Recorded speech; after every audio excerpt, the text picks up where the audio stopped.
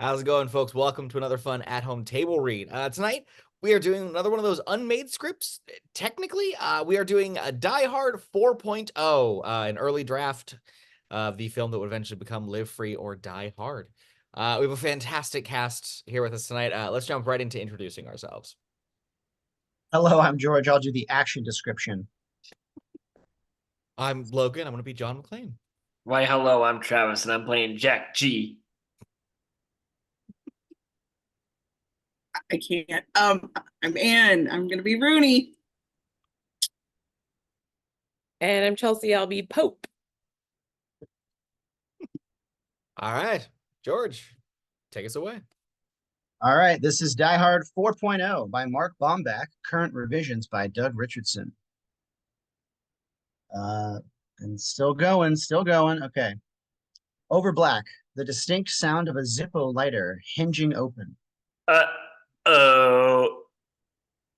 Interior industrial bathroom day. This is a tiny space, just a toilet and a sink.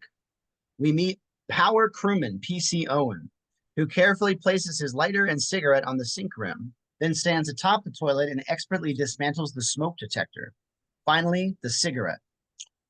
PC Owen opens the Zippo, blazes up his cigarette, drags, exhales a plume of smoke, and alarms sound. Shit, what alarm? He just dismantled the smoke detector. Then the lights go out. Oh my God. Interior Oyster Creek Nuclear Power Facility day. PC Owen bounds down an industrial stairwell lit by emergency battery lights. He bursts through a heavy door to the operations deck. Here, the nuclear crew scrambles to figure out What's gone wrong?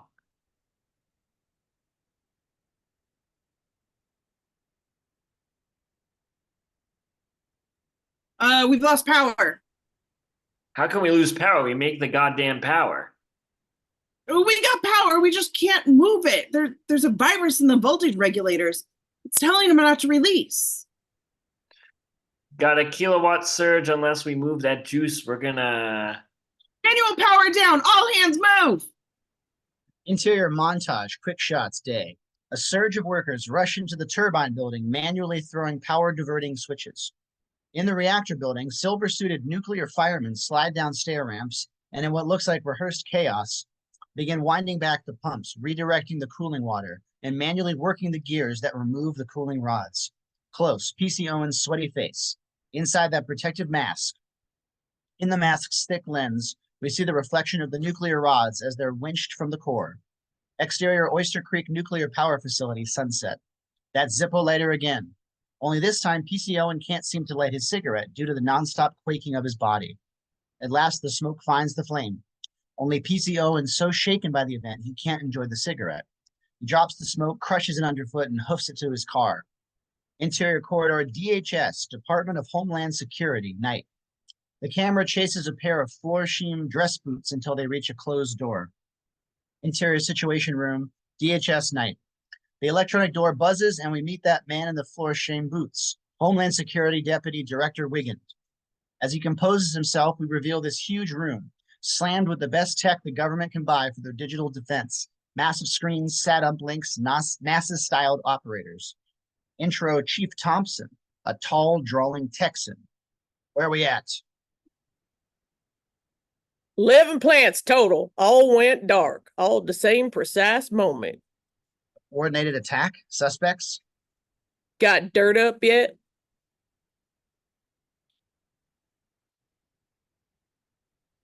This is Karen Rooney on comm 2.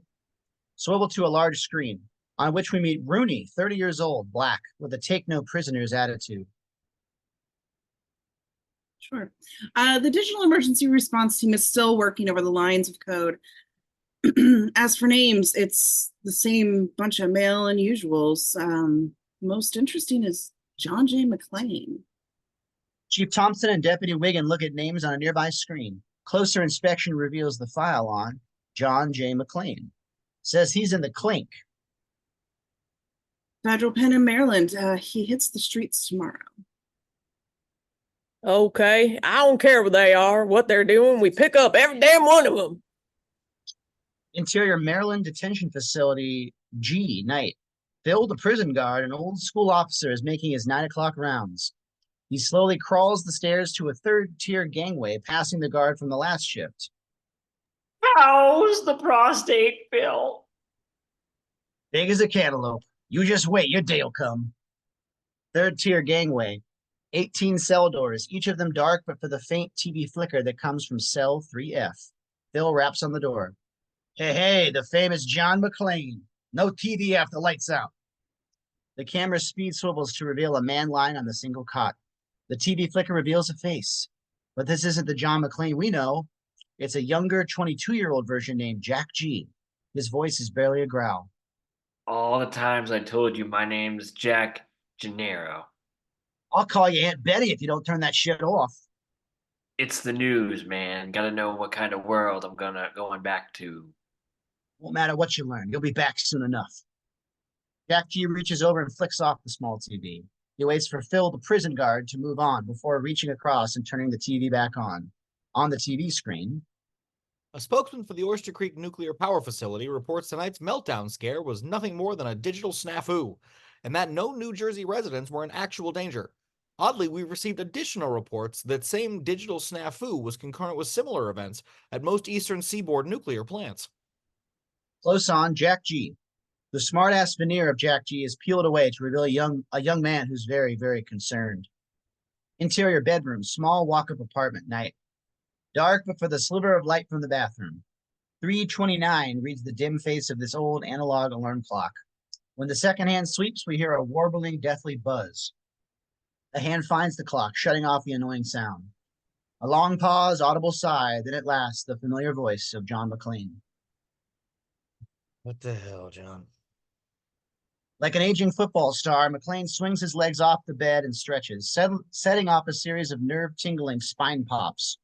We see the landscape of McClane's scarred and tortured torso, the raised track marks that were once stitches, the telltale scallops of former bullet wounds, not to mention the resume of scrapes, burns, and lacerations.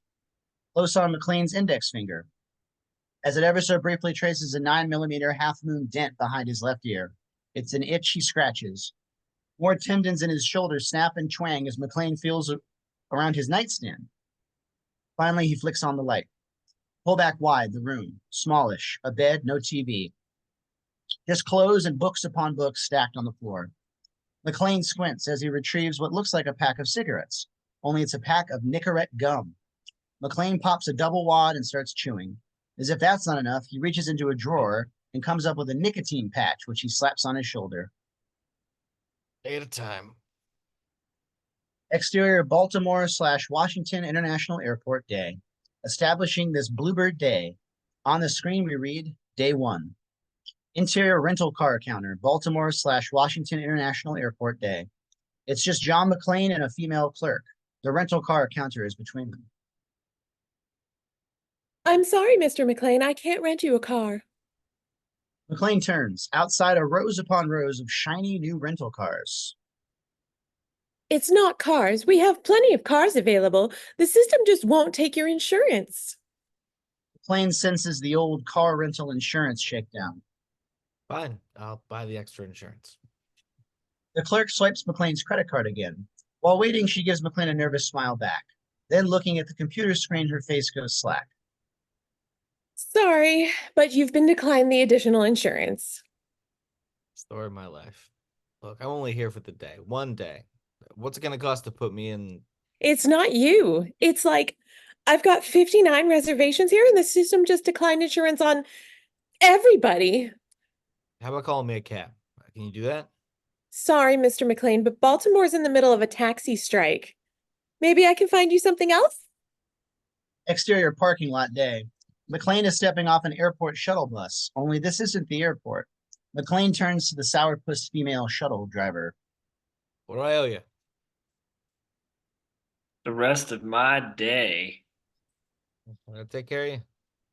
Like I'm some kind of stripper. She snatches a $50 bill from McClane, then slams the doors shut after McClane steps off. As the shuttle drives away, crane up to reveal Maryland Detention Facility G. This human warehouse is set at the edge of an industrial area with a distant view of the Chesapeake. A beat as McClane composes himself before he starts his approach. Exterior property room, Maryland Detention Facility G, day. Jack G is like a nervous racehorse stuck at the gate. Failure to report to your parole officer within 24 hours will result in a warrant issued for your immediate arrest and return. In addition, you are prohibited from operating or engaging with any device or persons that are connected to the internet. If you understand, sign here. Jack G signs. Interior security gauntlet, Maryland Detention Facility G, day. McClane stands with arms wide and legs shoulder width as a security officer runs a metal detecting wand across his shoulders and along his neck. The wand squeals when it nears McClane's skull, off the security officer's puzzled look. Got a plate in the head. Came with the gold watch.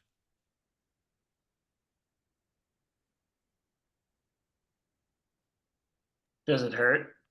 Does it hurt? You get old, everything hurts. Interior release room, Maryland Detention Facility G, day. Close on that gold watch. A psycho. Seiko? It's 12:38 p.m. McClane is seated and nervously waiting in this wide, stark room. On his computer, the release room guard scans a long list of visit dates by McClane. Next to each date, he reads, visitation denied by inmate. Guess today is the one day your son can't say he don't want to see you. Today's the day. Clang, the room door opens, and there stands young Jack G. Momentarily frozen by the unexpected sight of his father, McClane stands.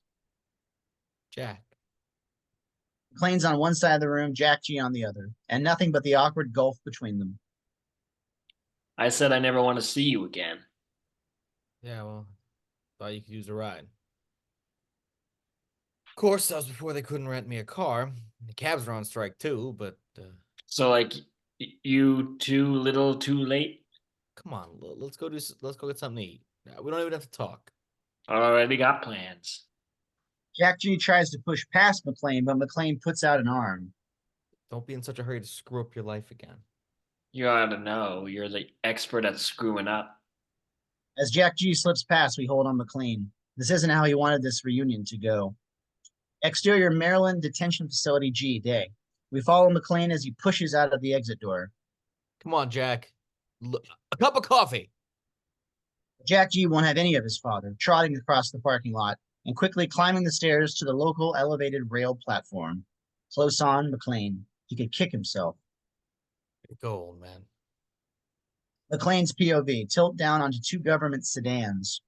The sedans swing in front of the prison. Passenger doors open and out step three obvious feds. McClane politely sidesteps as they hurry past him. McClane hears this snippet. How the hell can we be late? Every goddamn light was green. Yeah, funny. McClane clocks them, and they clock McClane before crossing to the prison entrance. If McClane had a cigarette, he'd smoke it. Instead, he pops another Nicorette tab and cut to a government sedan, where McClane suddenly appears at the open window of the Fed driver. Hey man, cabs are on strike. Could you give me a lift? The Fed driver answers by hitting the automatic window button. McClane's POV. On the car's computer screen is a picture and rap sheet for Jack G. Closer still reveals the orders to pick up and detain. McClane straightens, shifts his sight picture to the elevated rail platform. Swish pan to down the tracks where a train is arriving. Close on McClane. Here we go. Interior release room, Maryland Detention Facility G, day. The pre-release officer is giving an answer to the feds. Grass just missed him. Left with his daddy. Fed number 2 gets on his radio. Interior dirt trailer rig, day. Wall-to-wall electronics, like the inside of a spy plane. We meet a young Fed named Beebock. He's alone at the helm of a computer station. On one screen, he's pulled up a dossier on McClane. John McClane Sr., retired NYPD, current home address St. Petersburg, FLA. Got him on a flight to Baltimore just this morning. Beebock cuts and pastes McClane's photos into a government face capture program. Exterior elevated rail platform, day. A train arrives, the doors open, and Jack G steps on. McClane charges up the stairs and catches the door to the last car and slips inside. Special effects POV shot from a hidden camera that grabs a still of McClane's face and digitizes it into 1,000 bytes of info. Exterior Baltimore light rail transit in motion, day. McClane pushes to the next car, then the next. When he catches a glimpse of Jack G through the window/door leading into the forward car, McClane stops and settles into a seat. Cut to Jack G. He doesn't make McClane then. Hey, look at mommy. POV shots Jack G and McClane as they look out on the streets spreading out below the elevated rail. One boulevard after the other, gridlocked with cars going nowhere because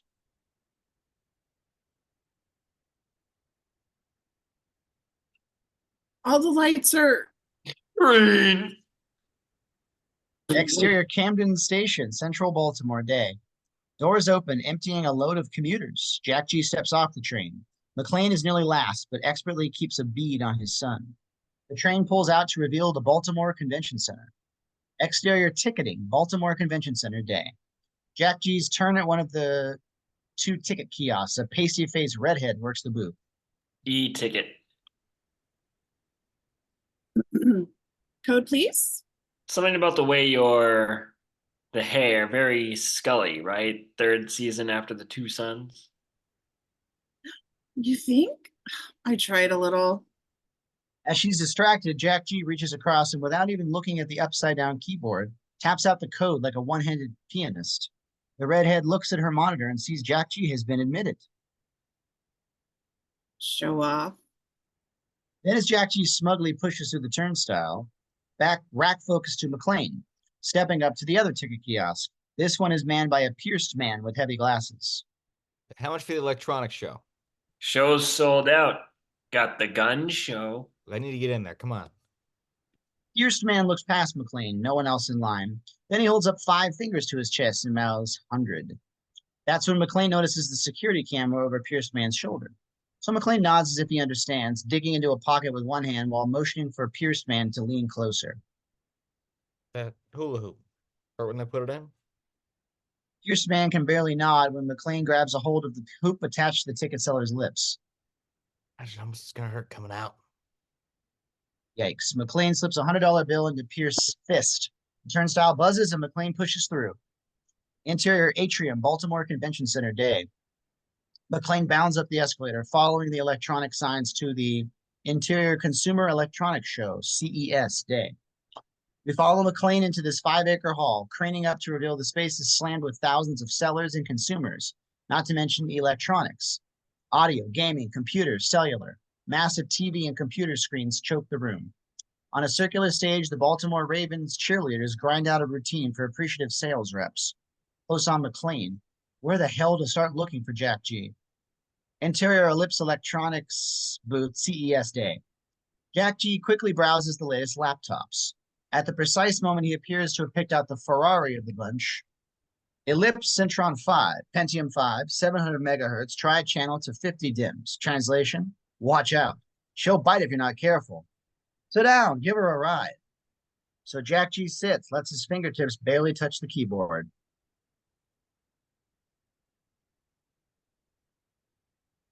Hey, can this, play movies? Play them. If you want, it'll practically write them for you. Let me get you a DVD. The moment the sales rep turns his back, Johnny's fingers need barely 3 keystrokes. On screen appears the local network with an icon for each computer in the booth. With a quick series of clicks, Jack G sends a surge that shuts down all the screens at the booth. Snap, snap, snap. All the screens go blank. What the? Madly, the sales rep starts tapping on the keyboards of the other computers, checking the cables. No luck. Lost, he turns back to Jack G, only to find Jack G has vanished along with that Ferrari of the laptop.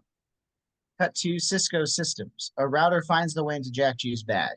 Quick cuts, more booths. Jack G steals a PDA/cell phone, an iPod. Then at the Sony booth, Jack G sees the new PSP, PlayStation Portable, or we know. Despite his mad rush, Jack G can't help himself, so he smoothly palms it and disappears. Cut to a crowded aisle. The major thoroughfare inside the crowded hall, thick with a constant flow of name-tagged patrons and reps. As McClane serpentines, he's bumped by a hurried female. McClane offers a perfunctory. Excuse me. The hurried female seems to pay McClane no mind until they pick up the same direction and bump again. Reveal Rooney. She's the face of the hurried female. She puts on the annoyed act of a hypersensitive bitch.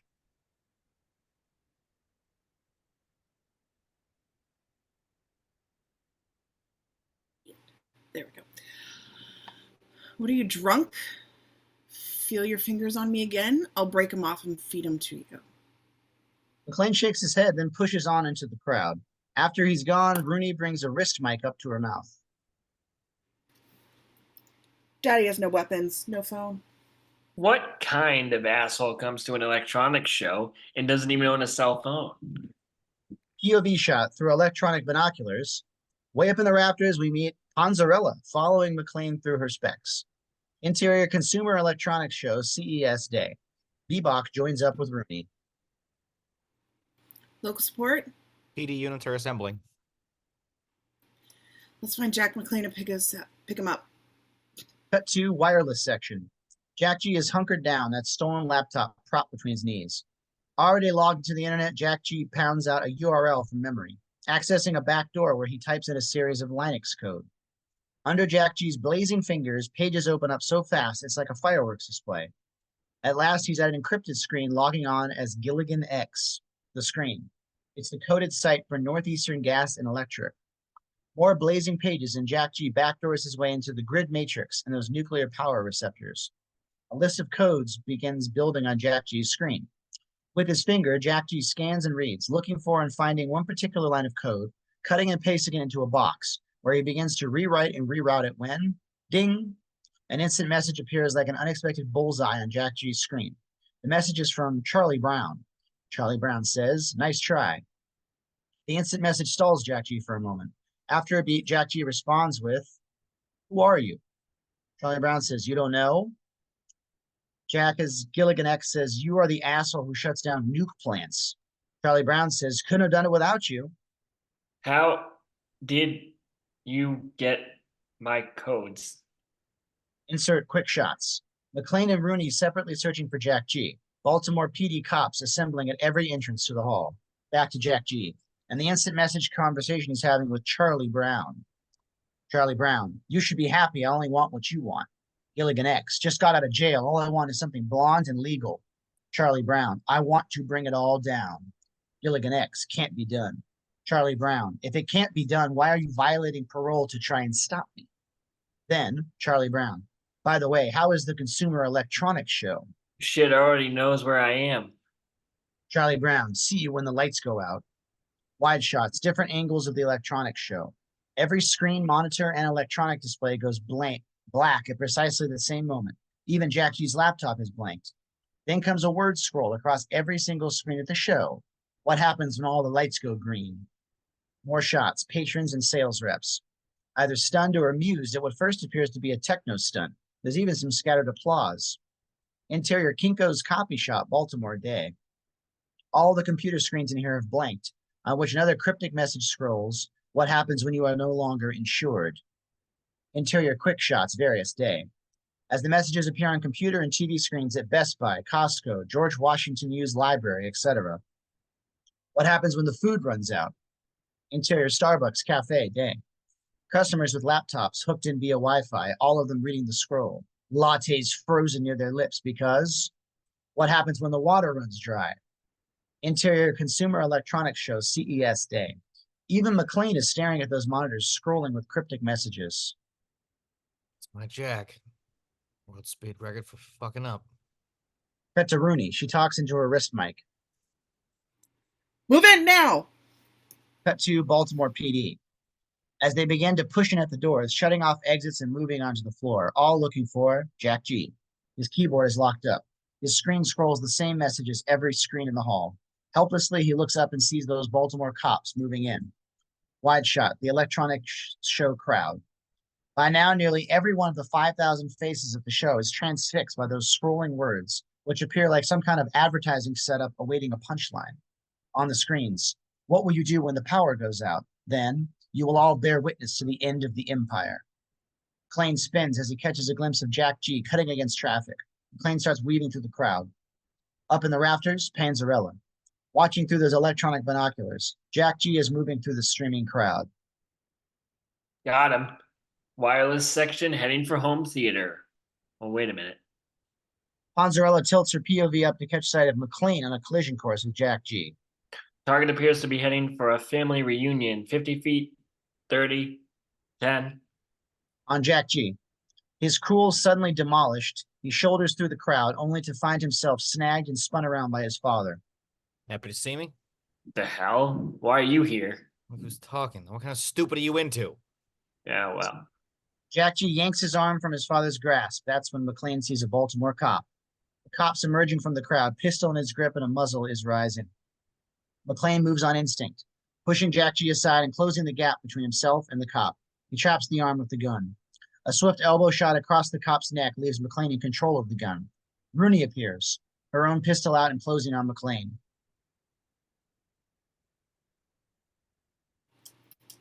Put the gun down. You put the gun down. A brief Mexican standoff until Rooney faints, briefly lowering her gun. Okay. Rooney re-raises her gun, is squeezing the trigger when McClane defensively fires. Bam, bam, bam. Rooney is jerked backwards by the bullets and hits the floor. Wide shot screams. The gunshot set off an instinctive tidal wave of people ducking their heads. This allows McClane to catch a beat on Jack G, who heads for an emergency exit. The crowd, rushing for the exits, they push and shove at the Baltimore cops. Interior emergency stairwell, Baltimore Convention Center, day.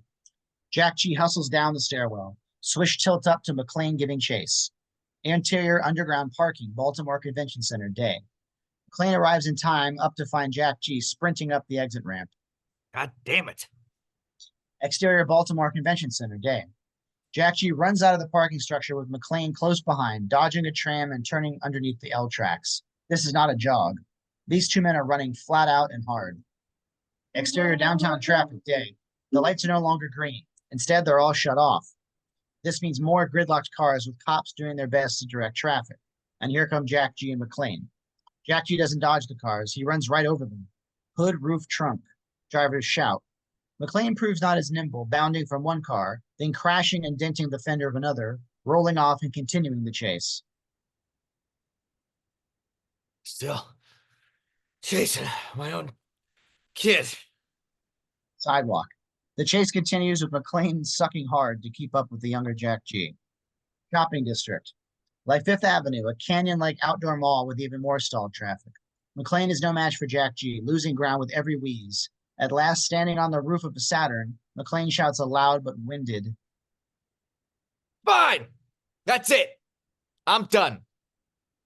With that, McClane throws up a hand. He's got no lungs left. Run me down till I got nothing left to give. 50 yards ahead, like a fish who's been hooked, Jack G stops and spins. Give? What did you ever give me? Meanwhile, the Saturn driver is out of his car. Get off my car! Talking to my kid here. Leave me alone, old man. You got nothing I want. Know what I got? I got $50 says you get crippled by sundown. Ooh. Suddenly, alarms sound. Burglar alarms, entry alarms, bells, electrical, and sonic. One after another down the avenue on both sides of the street. The noise is astonishing. Sidewalks load with customers and employees looking to get away from the sudden racket, only to find that every single storefront's alarm is ringing. Drivers step from their cars to see what all the clamor is. Wider, more alarms, more stunned people with what the hell looks on their faces. Quick shots, more downtown streets. Same scene, different zip code. An obnoxious symphony of ear-splitting alarms. Back to McClane and Jack G, where Jack G tries to shout over the noise. Not going back to jail. But McClane can't hear him. Instead, he cups his hand behind his ear and starts walking towards his son. Only Jack G wheels, runs, kicks off a car bumper, and soars through the air, catching a passing trolley car. Jack G swings aboard, shoots a final look at his old man, a head-shaking gesture that offers little hope for any reconciliation. McClane, powerless and angry, he watches Jack G ride away on the trolley. Suddenly, McClane finds his feet swept out from underneath him. Slam! He hits the hood of the car hard. All right, pal, I'm getting off your car. Rooney, bullet holes in her shirt. She's used a shotgun to sweep McClane's feet out from underneath him. Warned you.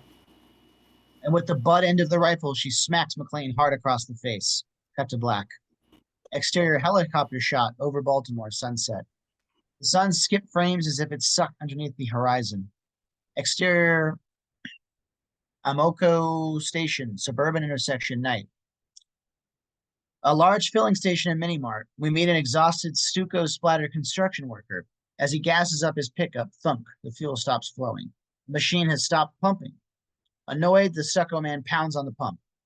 Swishpan to another pump, where a woman in business attire is having trouble getting the pump to accept her credit card.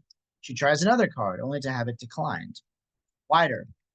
Everyone at the filling station is having trouble. Either the pumps have stopped or credit cards are being declined. Following Stucco Man, as he angrily pushes through the doors to the Mini-Mart.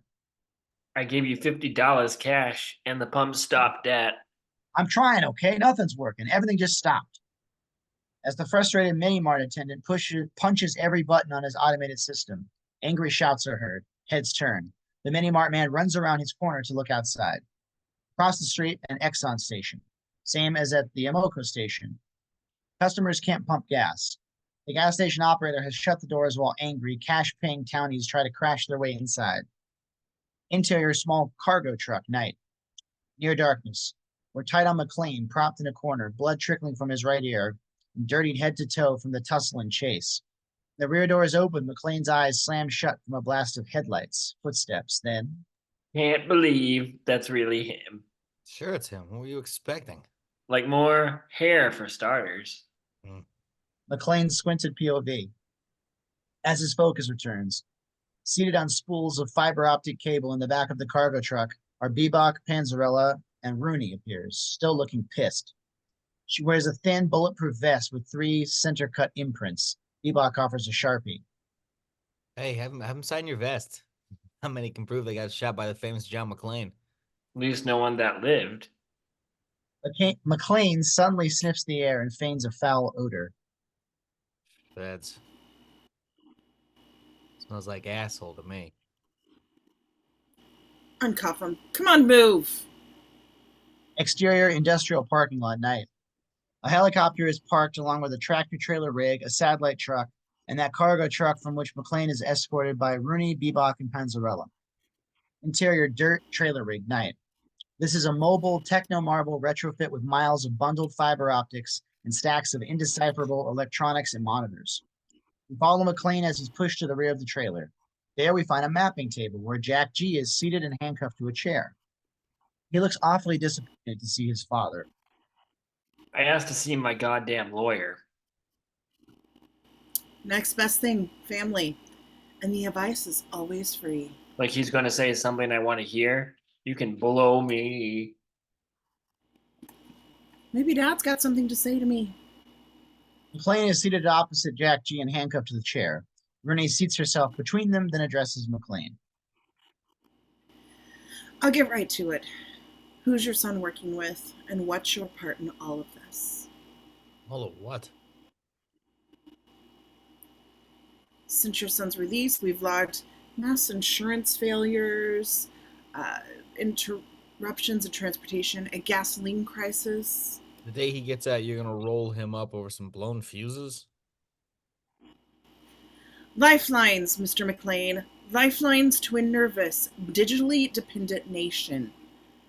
Transportation, insurance and finance, food and water, emergency services, telecommunications, and energy. Family values. I think you forgot that one. Everyone's here. Put them up. Curved wall McClane faces comes to life with vertical video screens. 5 conferencing modules, each with a different face. 1 woman and 4 men. Rooney introduces. Meet John McClane versions 1.0 and 2.0.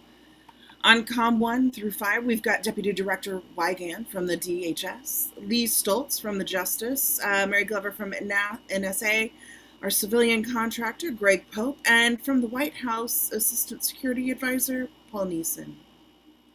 Both McClane and Jack G clock the faces on screen. Bureaucrats all but for Greg Pope, who appears to be in a wheelchair. 2 years ago, Junior here began serving a sentence for stealing and publishing secure government files. In doing so, he left the digital fingerprints, complex lines of code unique to him. D.E.R.T's uncovered those, sorry, it's hard to read. D.E.R.T's uncovered those same fingerprints in the digital attacks we suffered today. Wasn't me. The electronics show you were plugged and playing with a friend. Who was he? And was it the 3-day game? I'm sorry, a game? Not a game anymore. More like a blueprint for destruction, evolved from the internet blog for super hackers. They posed a theory that in 3 days, a handful of hackers could crash all of our technology and send America back to the Stone Age.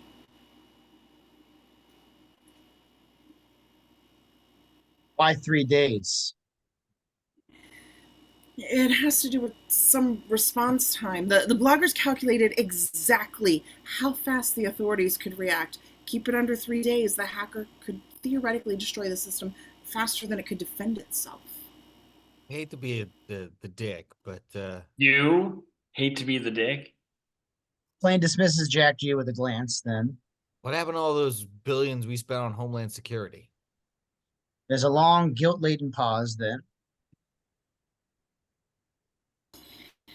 It's D.E.R.T's opinion that it's too late to stop day 1, but we can hold them at day 2. Day 2? Hope you're stocking up on batteries because the assholes doing this are already loading day 3. What happens on day 3?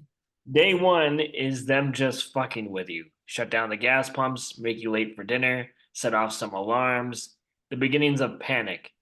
Day 2, the heavy shit starts. Banks, Wall Street, crash, the lifelines, screw with the public confidence, but it's just a jerk off to get the government chasing its tail. While your asshole are busy trying to turn the phones and TVs back on, they're planning to cut the only lifeline that really counts. Power. Day 3, the only lifeline left will be electricity, and when the grids go, so goes America. McClane stares at his son, who lets the gravity of the moment sink in. Day 1, right. So if you're not to blame, who is? Charlie Brown. I don't know who he is, just some screen name that popped up when I was trying to steal back my codes. He shot me down faster than I could say George Orwell. Rooney slaps a list of names in front of Jack G. Think any of these guys could be Charlie Brown? These guys couldn't change my grades. Listen, the nuke plant that was a test to see if we could make day 3 work, and he pulled it off. So unless you guys want to look like my old man at Wu-Tang show, you've got 24 hours to disable the power regulators.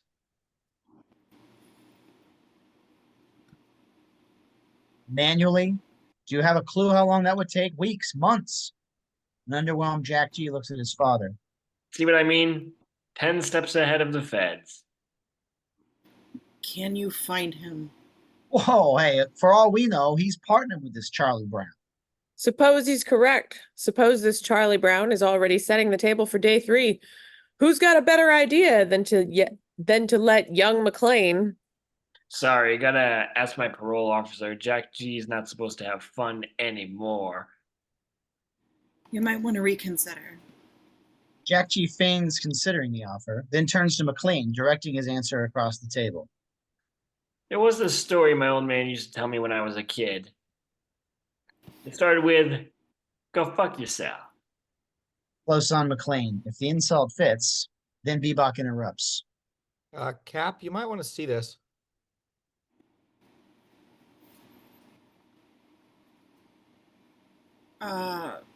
Feed it. Beebock plugs in the pictures on his monitors. The screens behind McClane are replaced by live helicopter footage of 30-plus freighters stacked up outside. That's the New York Jersey harbor. Got similar reports in Nagasat, Delaware, Sulaks. Why the hell can't they port? NPA computers mysteriously flagged each ship as carrying missiles from North Korea. Interior ShopRite drugstore day. On a small LCD TV mounted at the checkout counter, we see news footage of those freighters jammed at the harbor gates.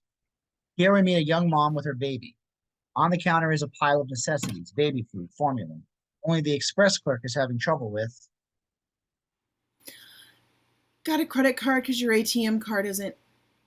Yo, man, just want my change back.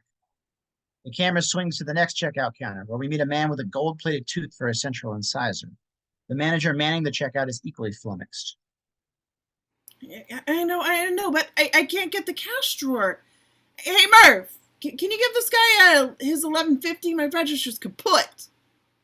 Camera swings to Mervin over at the pharmacy counter. Mine too. Whole system's down. The young mom's baby starts crying. Exterior federal prisoner transport van night. While McClane is being cuffed to the bench, Rooney seats herself next to McClane. Here's my read. All right. You're retired. You regret not spending time with Junior when he was growing up, so you think you should make up for lost time. Only Jackie Boy's idea of a good time doesn't include a reunion. I can charge you. I can put you away, but we both know you don't give a goddamn what happens to you, so here's what I'm banking on. You care about your son's future. Either Jack helps us, or he goes away for a very long time. Pretty sure of yourself. Not at all. But I won't underestimate a parent's instinct to save their child. It's an hour drive to HQ. I suggest you and Jack make the most of it. Rooney moves to the door, gestures. Two feds escort Jack G onto the transport van, shackling him to the opposite bench. Exterior helicopter shot highway day. The transport van is cradled by motorcycle cops in the lead and 3 DHS units behind. The D.E.R.T helicopter provides air support. Interior transport van in motion, twilight. There's the transport driver behind the wheel. A heavy fed rides shotgun in the passenger seat. Pull back to the rear, McClane and Jack G. That gulf between them seems wider. You know, end of life as we know it, and you're stuck with your old man. Just feels so uncool. You don't have a clue how I feel. Like you mean, no guilt associations. Of course, I'm not an accessory to Armageddon. You gotta believe I had nothing to do with it. You said the same thing about the fizzies in the holy water. Hey, you thought that was funny. You laughed. See me laughing now? Jack G hooks in with his father. McClane's deadly serious. You see me laughing? Shit's serious. It is grim. McClane clocks that heavy fed, then turns back to Jack G. He nods. Something between them is understood. Then, Fine. If you won't do it my way, then crawl back to your mom for all I care. Jack G is at once shocked, then gets the drift. Why it's always gotta be about her? Oh, Jackie loves his mommy. Wish she could have picked you up from jail. I got news for you, pal. She couldn't handle you. You know what? She divorced you because she hated you. That's because as a husband and father, you sucked. Heavy fed's POV. The family feud going on in the rear of the van. When'd you get your family therapist license? Been bunky love and lockdown? Jack G fumes. Do you have a clue what it was like to grow up as your son? Every teacher bully, every coach, every girl I wanted to date, they all wanted to find out if I was just a little bit like you. How should I ever measure up to that? Should have named me Sue instead of John fucking McClane. Thanks for solving the mystery of my missing Johnny Cash albums. You're not my father. You're a sperm donor. Easy for you to say. Otherwise, you'd be too chicken shit to talk to me that way. Anytime, old man. Prison make you tough? Jack G slams a foot into McClane's bench, forcing the heavy fed to turn.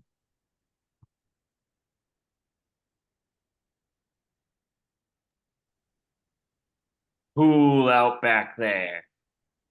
But McClane has zeroed in on Jack G. Try it again, tough guy. Without hesitation, Jack G kicks at McClane again. Only this time he connects. McClane twists and swings those manacled feet into Jack G's midsection. Jack G throws a foot, whacking McClane in the face. Suddenly, it's an all-out war of flying legs. The heavy fed unbuckles, rushing to the rear of the van. I said knock that shit. McClane rocks himself into an ugly headstand, throwing both his legs up in the air, wrapping the chain around the heavy fed's neck. A simple body twist from McClane sends the heavy fed to the floor. Slam. The heavy fed struggles for his gun. But Jack G has it trapped underfoot, kicking at the holster until the gun tumbles away. The transport driver, panicked. He's about to hit the brakes when... Keep driving or I'll break his goddamn neck. Transport driver's foot stays on the gas. McClane tightens the chains around the heavy fed's neck. Keys! The heavy fed finds his coat pocket, grabs the keys, and puts them on the bench next to Jack G. Cut 2 moments later. The heavy fed and the transport driver are handcuffed where McClane and Jack G were. McClane checks the rear window. Those 3 government sedans are 75 yards to the rear. The D.E.R.T helicopter overhead. At the wheel, Jack G. Driving with one hand, operating the onboard computer with the other. McClane appears. You said back there. Mean it? Every word. I thought so. Where the hell are we? Westbound on the 111, 3 miles east of Willowbrook.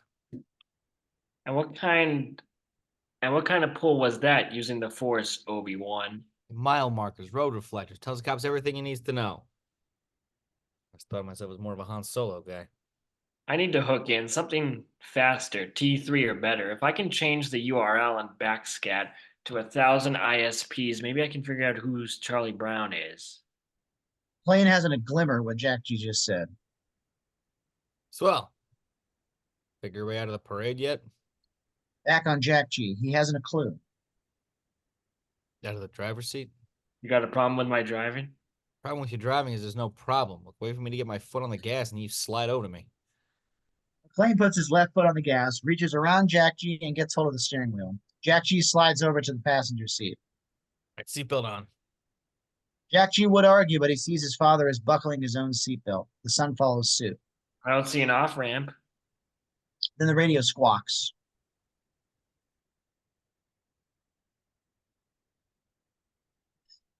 Transport, come back. Interior D.E.R.T helicopter in flight, twilight. Rooney's POV of the convoy. She keys her radio. I said transport, come back. Suddenly, the transport van brakes and swerves. Oh no. Exterior highway, transport convoy, night. The government sedans brake while McClane wheels the transport van hard right, through the barrier and down the wooded embankment. The sedans brake and slide up the edge of the embankment, not daring to follow. Interior transport van, bouncing down the wooded slope, night. McClane keeps hold of the wheel, dodging trees. You know where you are now? McClane glances at the passing trees. Sherwood Forest? And ahead, nothing but more trees. In the rear, the heavy Fed and the transport driver. Interior D.E.R.T helicopter in flight, twilight. The helicopter banks. Get him back on visual. The transport van can't be seen but for the violent shaking of the occasional tree. Exterior transport van through the woods, night. Wham! The transport van careens off a tree, kicks off a boulder, slides up on two wheels. Inside the transport van. Bottom coming up. Suddenly, there's no more trees, only dirt as the transport van touches down. Wide. The transport van comes to rest at the bottom of a canyon between a string of high-tension power lines. Close on Jack G. He can't believe he's still alive. Now I know my mom wouldn't let you drive carpool. Interior D.E.R.T helicopter in flight, night. Circling around over the power lines, Rooney and the pilot look around. There's absolutely no sign of the transport van. Rooney is pissed.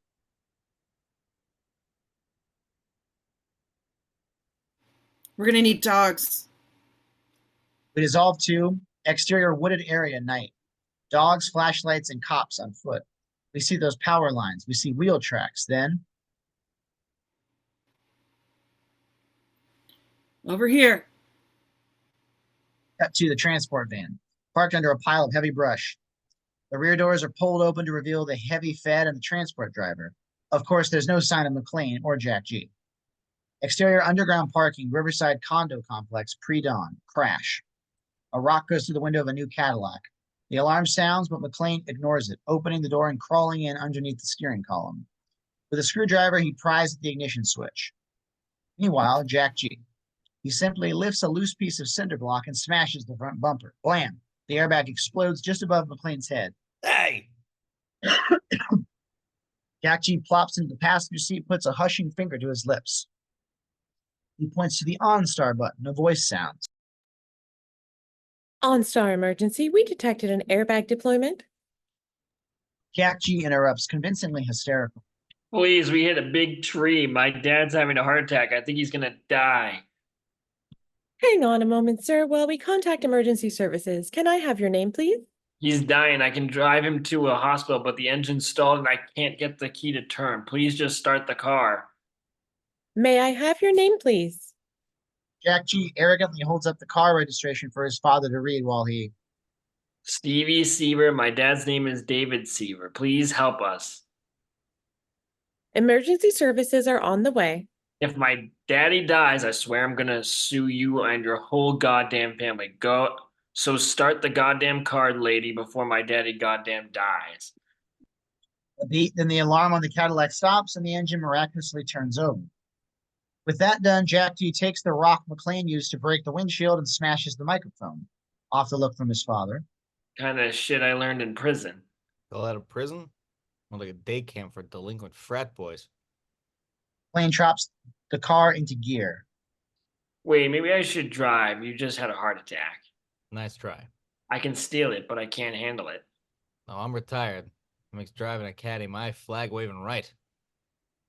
McClane's foot hits the gas. He throws the car into reverse and launches up the ramp towards the gate. Crash. McClane takes the security gate off the hinges. Exterior Riverside condo complex dawn. We crane up as the Cadillac surges into a dawning day. On screen, we read day 2. Exterior satellite shot day. Just as the sun breaches the horizon, we zoom on the southern end of Manhattan. Tighter and tighter until we've got Wall Street in our sights. Interior Wall Street investment firm day. A young button-down trader notices a trend on his screen. Getting nothing but sell side on the ETS. Anything I want to buy? Name your symbol, dude. It's all going south. The slick trader in the cornrows stands over button-down's shoulder. Holy shit! Interior of the New York Stock Exchange day. Morning action. In what looks like standard trading, we see a stock specialist push into the mass of traders holding up a stock sheet.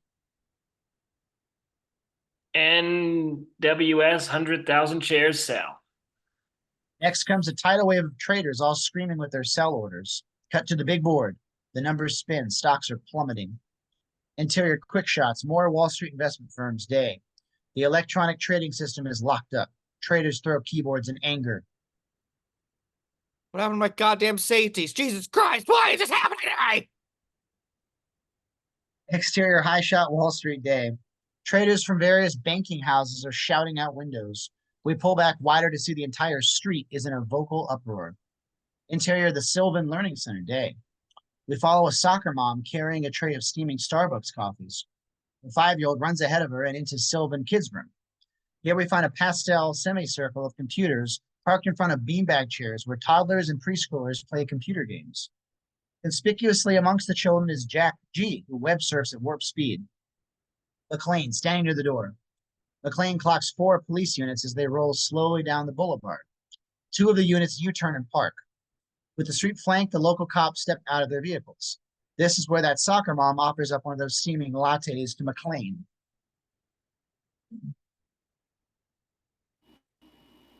Looks like you could use one. Yeah, thanks. So, which genius is yours? Over there, the man-sized boy. Oh, the special needs child. Asperger's syndrome? Hamburger syndrome. Not enough Happy Meals, you know what I mean? McClane, still eyeing the cops on the street, crosses over to Jack G. There's a 6-year-old whiz kid helping him. Find Charlie Brown yet? Could be on a move. Working on it. Try the dead man's switch.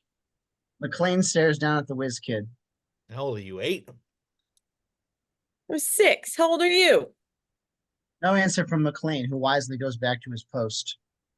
Who's the fossil? My dad. So sorry. Hey, communicating conspirator? Both buffers and zones bounced and came back. Confused deputy? Jack G types the Linux search, waits, then comes up with zip. Shit. McClane's POV. More local cops arrive. They're assembling at the bank across the street. What's up for Chuck E. Cheese? Jack's dad's buying. Exterior Sylvan Learning Center day. As cover, those moms and with their Sylvan kids exit onto the sidewalk. McClane and Jack G slung in the middle of the small mob. The local cops pay them no mind at all. Jack G walks close to McClane. Charlie Brown's a ghost. Give me a week and I couldn't find him. You don't have a week. McClane urgently gestures towards the scene across the street, where a small crowd grows in front of the Pennsylvania Security and Trust Bank. Those local cops, armed with batons, are assembled in front of a blue-collar man with bald fists. Bank's supposed to be open. Temporarily closed. Go find an ATM. ATMs aren't working. It's my money. I need my money today. Look, buddy, why don't you come back tomorrow? Open the fucking doors. POV shot. 100 yards away, McClane and Jack G are getting into the Cadillac. From here, they see the blue-collar man rush the door to the bank, only to be felled with a blow from a local cop's baton. The local cops swarm as the situation reels out of control. Gotta know this happening everywhere right now. He said, day 2, everybody's chasing their tails. Exterior Cadillac in motion, day. Roaring down the highway, McClane behind the wheel, Jack G working the nav system. Gotta get to Greg Pope. He knows all the shortcuts through the grid. Wheelchair guy? He's just gonna hand you back to the feds. I gotta take that risk. Pope's a civilian, total standalone. He was the first one to map the grid. If I can't find Charlie Brown, maybe I put some roadblocks. Off of McClane's look, The grid, the pipes, it's everything that keeps us connected, Pope. Pope made millions mapping it, selling it. He tried to show where it was vulnerable, but the stupid government didn't pay enough attention. Charlie Brown did. exterior visitors gate, Motorola Sports Arena, day. A wide view reveals flagpoles with team banners flapping in the breeze. Pull back to reveal Jack G, arguing with a Motorola gate guard in front of one of the huge sliding gates. I don't have an appointment. Just call Pope's office and say it's Jack Gennaro. Wait, Jack McClane Jr., tell him.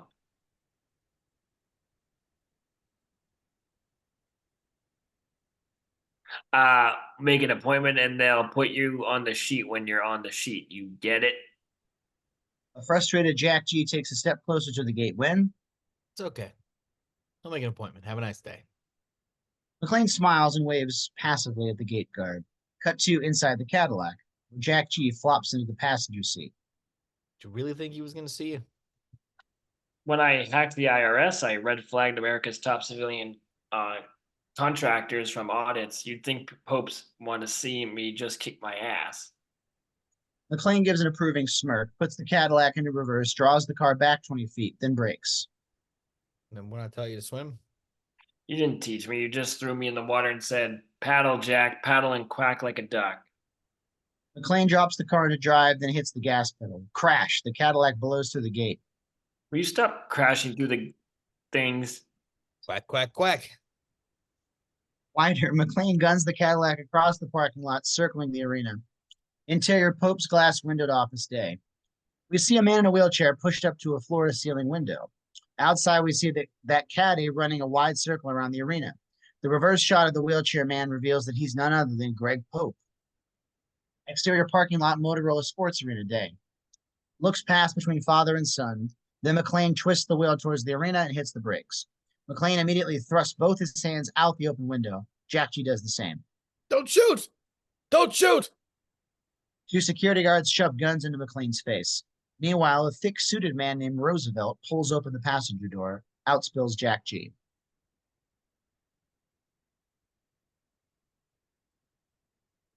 I know how to stop Charlie Brown, okay? Tell Pope I know.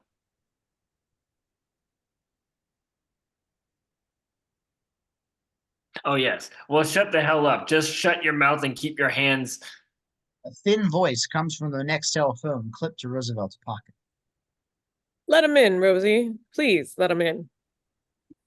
Roosevelt changes tack, smiles, and leads the way, revealing the slight limp of a former athlete. Interior glass elevator, day. McClane and Jack G step on, followed by the limping Roosevelt. Damn, he ain't what it was when I was playing. Meanwhile, Roosevelt is pulling on white gloves. McClane notices Roosevelt's gold Super Bowl ring. Super Bowl 25, right? Giants of Buffalo? Was a good game, long as you didn't take the points. Both men share a laugh. What are the gloves for? No. Man's a cripple and a germaphobe, but like he says, we're all handicapped. Interior Pope's office complex, day. McClane and Jack G are led through a short corridor decorated with framed photos of classic Detroit muscle cars. The office door is opened by the angular 6-foot-tall Gabby. To the left is Wash, a doppelganger for Roosevelt. Near the window is a former NBA player named Blue. All wear the same white cotton gloves. Got to pay my Mickey Mouse Club dues. How dumb do I feel? Gabby approaches with 2 spare pairs of white gloves. For him, please. Pope's private office. McClane and Jack G, white gloves on, enter this room, which appears to be nearly packed up and ready to move. Through the floor-to-ceiling windows, we see the flagpoles outside the arena. Pope enters, his wheelchair attended by Gabby. He's pale and thin. McClane, versions 1.0 and 2.0. McClane bristles at the insult. Look, can I ask you something? Is this some kind of fad or something? All you geeks could never make the team or on your own team now, or Do you live to embarrass me? them your dad embarrassing you comes with a job. Bad. Been a while since I heard that one. Think the word these days is trend. Okay, so what's the trend today? America's on the brink of disaster, so you taking some personal days?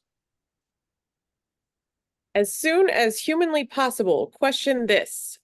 The question is, why aren't you? It's day 3 is tomorrow. And you think you can stop it? No, but I might be able to delay it with your help. I mean, put something in Charlie Brown's way, force him to make a mistake. The mistake is waiting around for biblical events to occur. America is sitting on a bomb that's about to... Hey, Mr. Leaving on a jet plane, you gonna help or not? Please, the only one who knows the grid better than Charlie Brown is you. I'm just a simple map maker. You were inside his network. How's he doing it?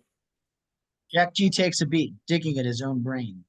He must have built the model using a Blitz Caterpillar. I know he jacked my Usenex codes with a stick model, but I don't know how he could gas the conversation speed, infect all those systems at once. Maybe with an FSB tool, or if he had some kind of traceable markup language. What about a Zonko triangle? Pope thinks. Zuku triangle? Zuko. Could be a Yeah, Zuko. Pope thinks and nods his possible agreement. That's got to be it. Then he ran pet names like Ivanhoe or Baby Brother. He wouldn't have to break through firewalls if he was only writing the bots. Close on McClane. He cautiously observes the wordplay between Jack G and Pope. If you hook me in some entry that's clean, unrootable, I'm talking 4 corners of identity clean. I could get inside and slow down Charlie Brown. You'd need some kind of hub. Only 6 places in the country have that kind of access, and I couldn't get you in if I tried. Try harder. How about the feds? What do you think they know? Jack G shakes his head. Gabby returns and whispers something in Pope's ear. Will you excuse me for a moment? You need anything, just ask Gabby. Blue wheels Pope around and exits. McClane looks at Gabby. Take a leak. Me too. Close on Gabby. Arms crossed, put on smile. She's unimpressed. Ah, the sophisticated male. Interior Pope's bathroom day. A huddled McClane and Jack G are washing hands over the rush of water coming from the faucet. Hope is Charlie Brown. You're way ahead of you. We gotta take him down and stop the shit in time. Take them down. There's like, how are we going to take them? But just shut up and listen. I'll go first, take out the big guy in the tracksuit. You go for the girl and What do I get the girl? Don't think I can take the guy? be happy. Young Stud always gets the girl.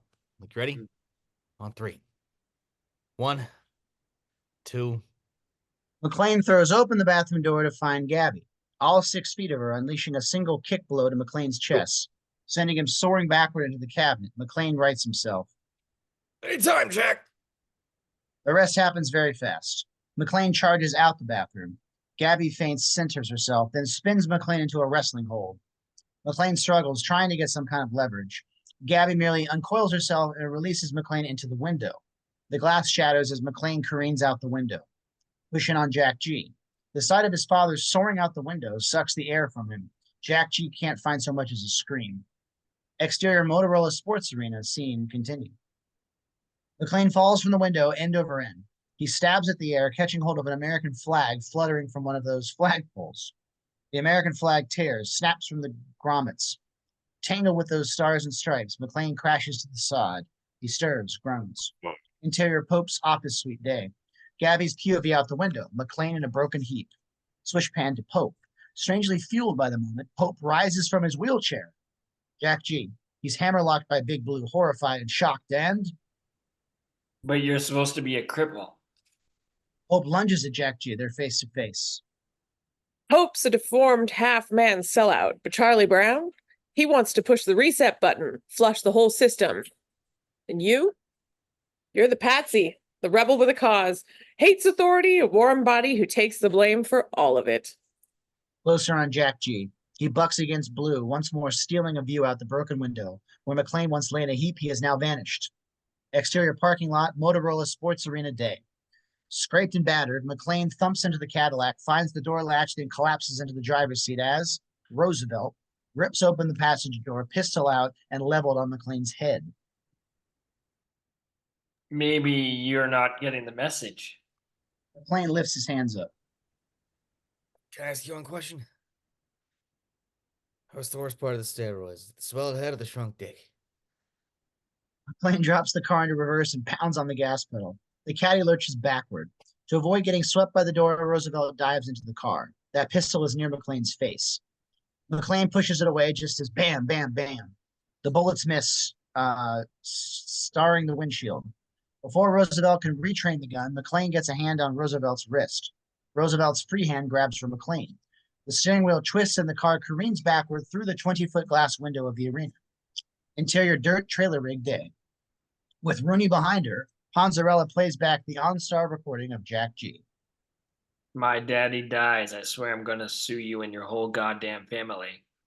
The voice is a match, and the car is near Philly parked at the Motorola Sports Arena. On her screen, Panzarella overlays the OnStar tracker with a live satellite picture.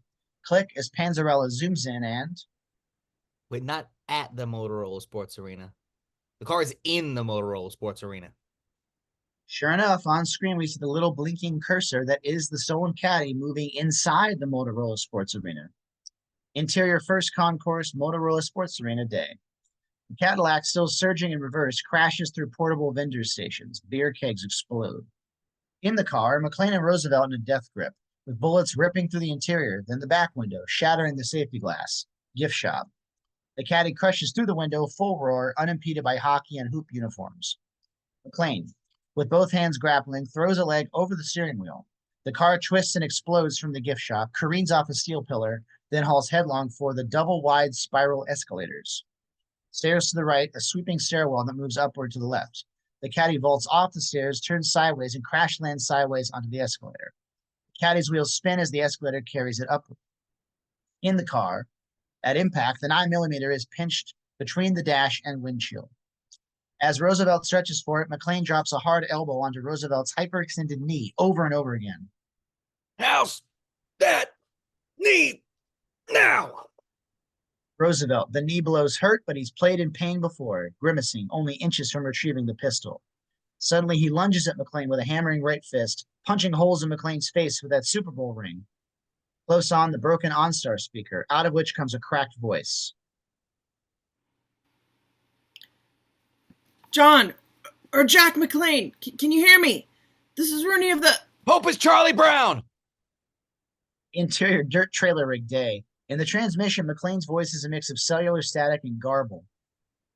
I think he said something brown? Charlie Brown. OnStar operator, did you hear the subject say... But it... Harley. Interior Motorola Sports Arena, scene continued. Slam. McClane takes another fist in the face. Sweet level. The caddy falls out of the escalator and slowly rolls backward. The pistol. Roosevelt makes another grab for it. McClane dives to the floor, kicks the caddy into forward gear, and shoves the accelerator to the floor. Roosevelt is thrown into the seat. His eyes widen as he sees what lies ahead. The glass doors to the luxury suite corridor. The caddy smashes through. It's all Roosevelt can do but grab the wheel, try to steer the speeding car with one hand, and grab for the gun with the other. Luxury suite corridor. Caddy roars through the arcing aisle at 30, 40, 50 miles per hour.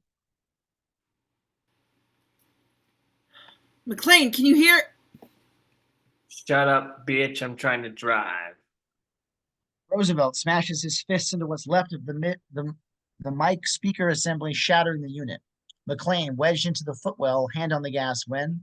Brakes, man. You say you want to go faster? Hit the brakes and I'll let you live. Yeah, give me the gun. No? McClane reaches up, pulls on the steering wheel. He can feel the caddy swerve hard. Interior Pope's office suite, day. Gabby is dashing, grabbing last-minute items, yanking the hard drives on computers, all while on the cell phone. Pulling on the drives. We're leaving in the chopper now.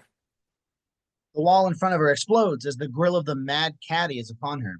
Gabby sees Roosevelt. Roosevelt sees Gabby, just as car hits her head on. Roosevelt dives into the back seat. McClane sees Roosevelt dive, beat. He pulls his hand off the accelerator and hits the brakes. Gabby, as the car brakes just short of those floor-to-ceiling windows, she's rocked backwards into the glass. Exterior private helipad, Motorola Sports Arena, day. Slow-motion shot of the private helicopter. Blue manhandling a zip-tied Jack G.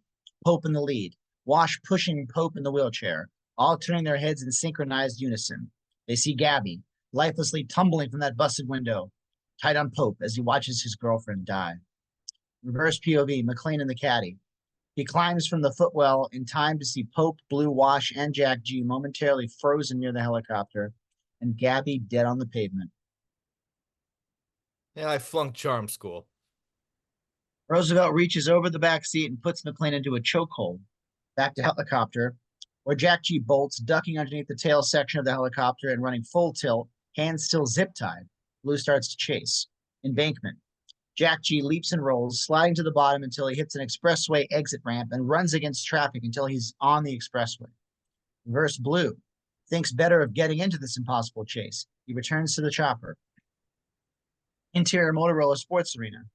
We're back in the Cadillac. McClane is being choked by the former lineman, so McClane throws the car into reverse and punches the gas. The caddy smashes through 3 walls in a row. Corridor, bar, then luxury suite, ripping up 5 rows of luxury seats and soaring into the arena. Our hockey players spin and stop just as the caddy blasts through the window with nothing to stop it but the floor below and the steel cabling from a window washing cart. The Cadillac ends up suspended, slightly swinging, engine roaring, rear wheels still spinning. Inside the caddy, McClane discovers Roosevelt hanging from the rear bumper. Help me, help me. Where's Pope going with my son? Swear to God, mister, I got kids too. Help me and I'll help you.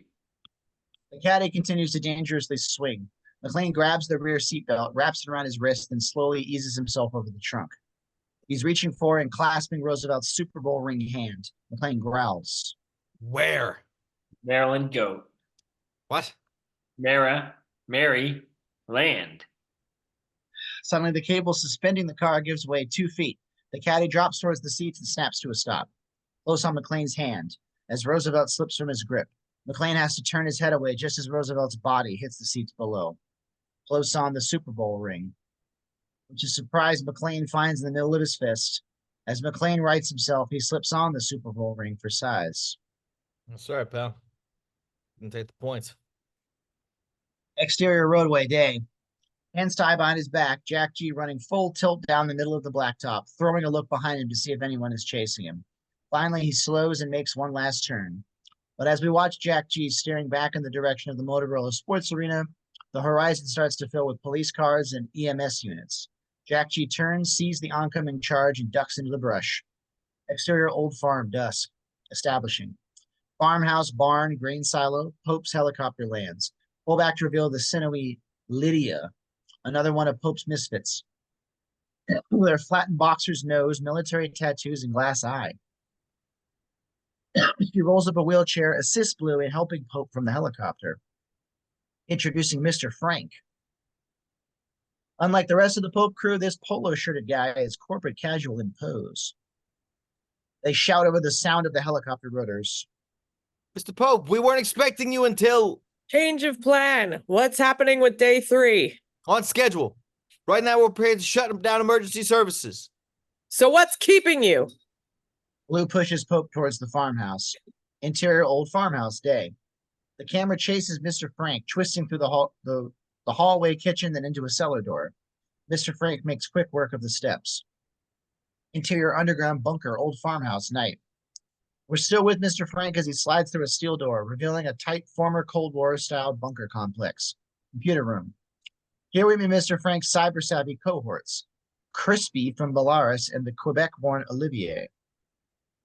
They're swivel-seated amongst the stacks of computers, servers, routers, and a cascade of large high-res screens.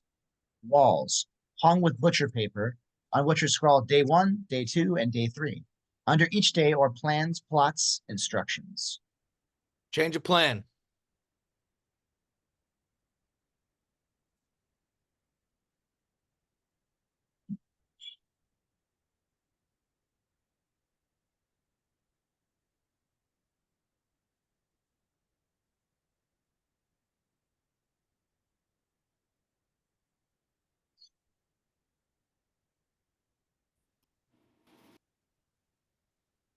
Change plan? What's that supposed to mean? He's Greg Bloody Pope. So it means whatever the hell he wants it to mean. Ahead of the game, boys. Where are we on the EMS package? Almost there. On a computer screen, we watch Olivier assemble lines of code, then neatly packaging them into icons. On another screen, we see the Northeastern Emergency Services network page. Icons are moved, keys are deliberately punched. Done. Send it. Close on Olivier's index finger, simply pressing the enter key. Special effects shot, as if we're digitized, then shot at light speed through fiber optic cables. Exterior old farmhouse dusk. In another special effects shot, we're hurled from a microwave dish into space, bounced off a satellite, and exterior hospital emergency room, Hanford, PA, dusk. A team of EMTs rushes a patient on a gurney through the automated doors. Interior hospital emergency room, Hanford, PA, dusk. As the EMTs wheel the patient into the ER, we see a massively overcrowded situation, wall to wall, cluttered with needy people and a hefty nurse holding up a hand.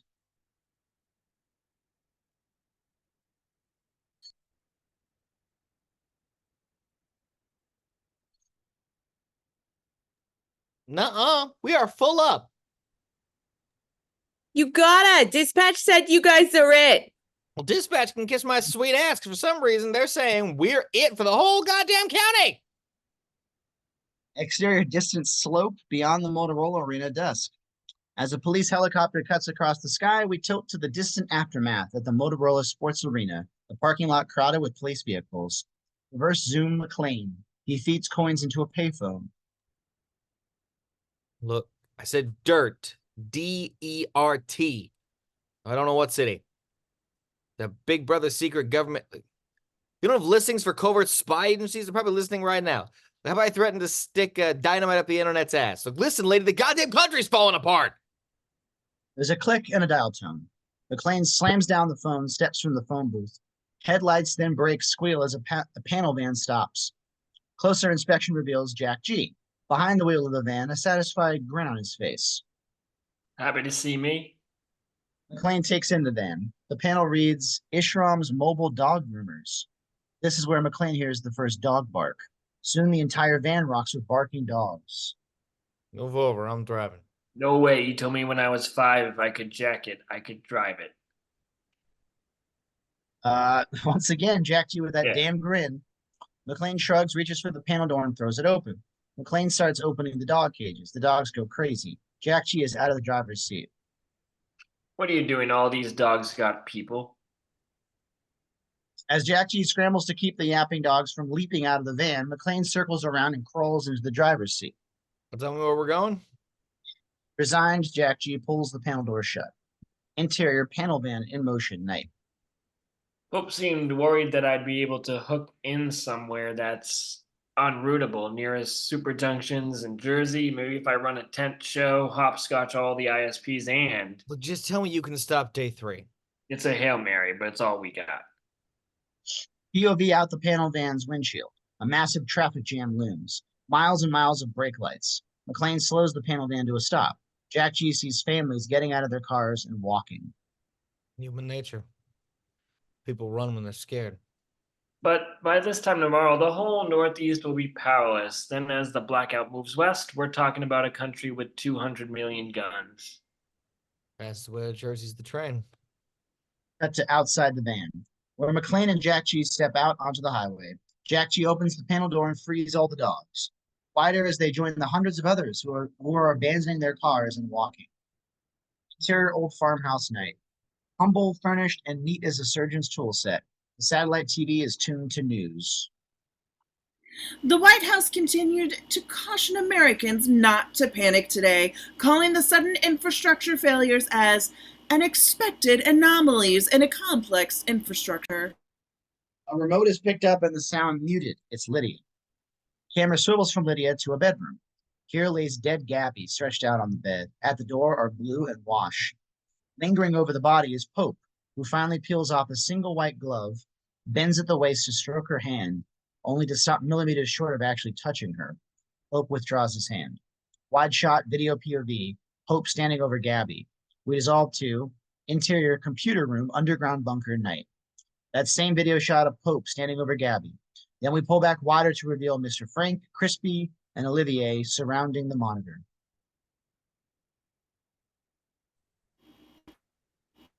That's creepy shit, man. Go easy. That was his squeeze. I'd get a DNA test before I'd call that a girl.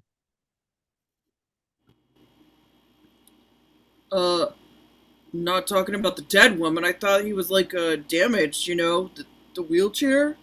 Ben enters his way down. Get your mitts on. Instantly, they're all pulling on white gloves as Pope enters. He says nothing, only doing a superhuman assessment of the coded information on the screens. Quick shots, the screens. Chemical calculators, engineering schematics, satellite and map shots of reservoirs. Just a couple more adjustments and we're ready to start the water sequence. Pope's gloved index finger, and this is the very same finger Pope nearly touched Gabby's body with. Pope is about to angrily press enter when Mr. Frank leaps to his feet. I said I wasn't quite ready.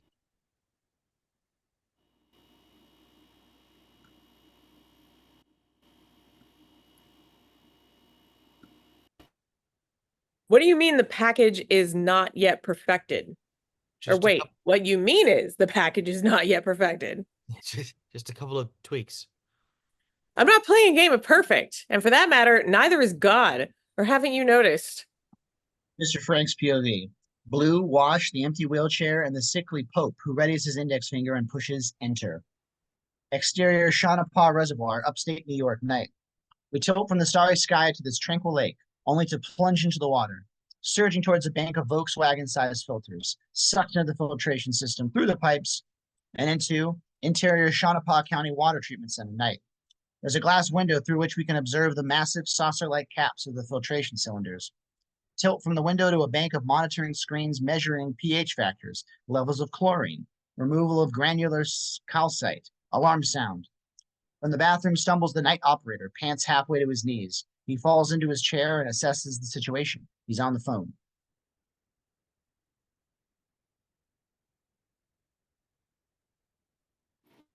Sorry, sneezed. Gotta talk to Marty. I know what goddamn time it is. Tell Marty we got bad water. Exterior suburban development, night. Establishing, sleepy and quiet. Interior suburban home, night. A single mom is kindly barking at her 10-year-old. Homework, then PlayStation. The mom hears a scream from the bathroom. She rushes to find her toddler is covered in suds, soap in the eyes. Why'd you... When the mom tries to turn the water back on, she gets barely a trickle from the faucet. Cut in quick shots. A city fountain stops running. Sprinklers on a golf course shut off. A playground drinking fountain is dry for a thirsty teenager. And worst of all, a 5-alarm industrial fire. Firemen manning hoses hoping to douse this burning old structure, but those hoses run dry all at once. Firemen look shocked. They've never seen anything like dry hoses. The fire rages. Interior Situation Room, DHS day. The screens are showing not one contaminated reservoir, but every reservoir from Washington, D.C. to Boston. Deputy Wigand approaches the tall, drawling Chief Thompson. See the red dots? Every system on screen is in a red code, red shutdown. Valves are shut. Nobody's got water.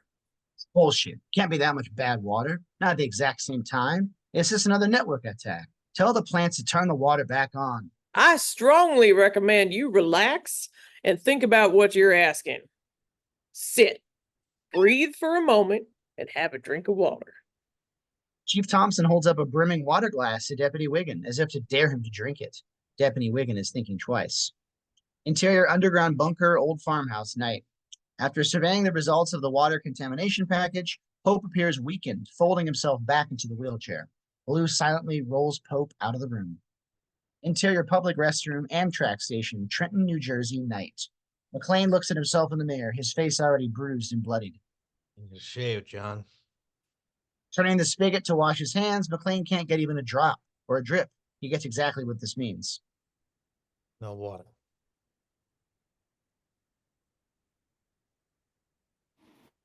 Amtrak 419 to Penryn, Attleboro, Middleston, and New York City.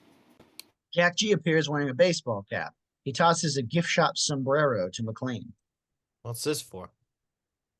To protect your civil liberties, Big Brother's got cameras all over the platform. Keep the hat on and your head down. McClane tries the sombrero on for size. Your mom got my civil liberties in the divorce. Exterior platform, Amtrak station, Trenton, New Jersey, night. Heads down, collars up. McClane follows Jack G onto the train. Only that wide brim sombrero annoys an exiting passenger. Hey, what's the lid, dickhead? And at the precise moment, McClane instinctively looks up to meet the face of the annoyed passenger, ?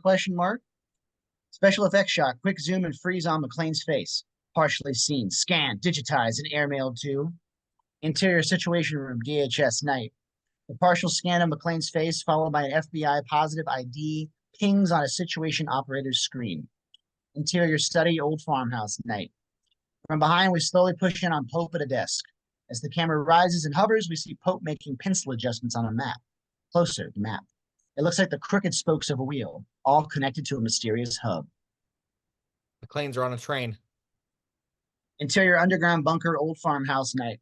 That same FBI profile and scanned image of McClane is on the screen in front of Pope.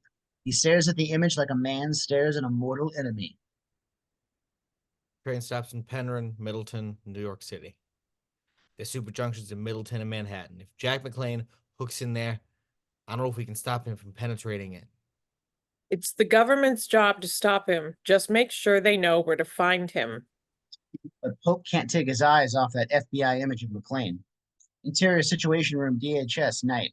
Beneath the air of professional panic in the room, Deputy Wigand has found a secure phone reporting to a higher authority with a series of, yes, sir. Yes, we're working on that, sir. With a hand signal, Chief Thompson softly interrupts.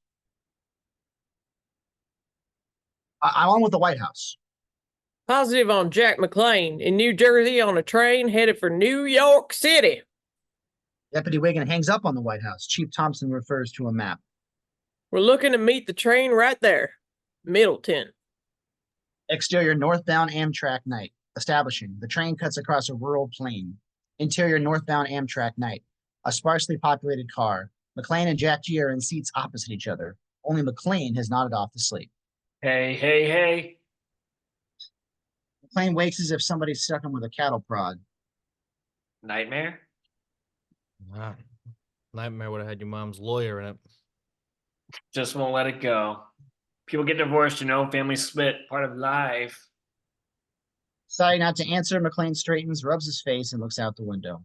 Why even try to be real, right? Not like we ever really talked.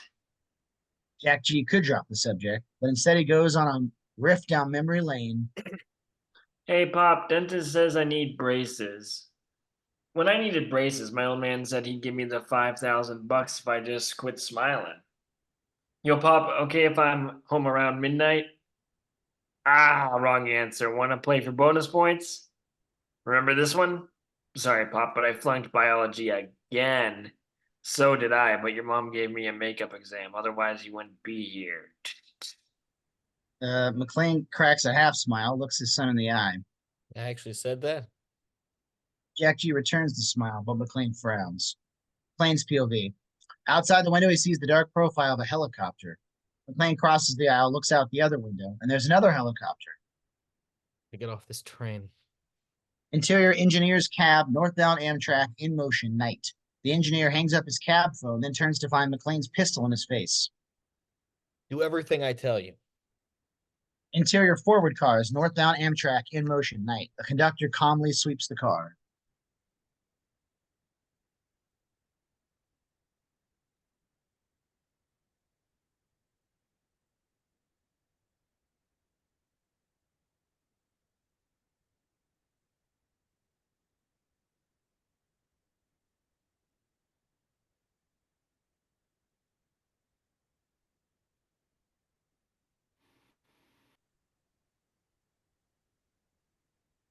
Leave all personal items and move to the rear car, please. It's a matter of personal safety. Peek over his shoulder, and we see McClane, Jack G, and the engineer. More cars. The other conductors are sweeping passengers to the rear. Interior D.E.R.T helicopter in flight night. In the distance, Rooney can see the northbound Amtrak. Interior rear car, northbound Amtrak night. The rear car is jammed with frightened passengers. Jack G crosses the threshold into the last car, turns to expect his father to join him, but McClane balks. You got to get to that super USB www.com place. But you're coming with me. You got to do your thing, and I got to do mine.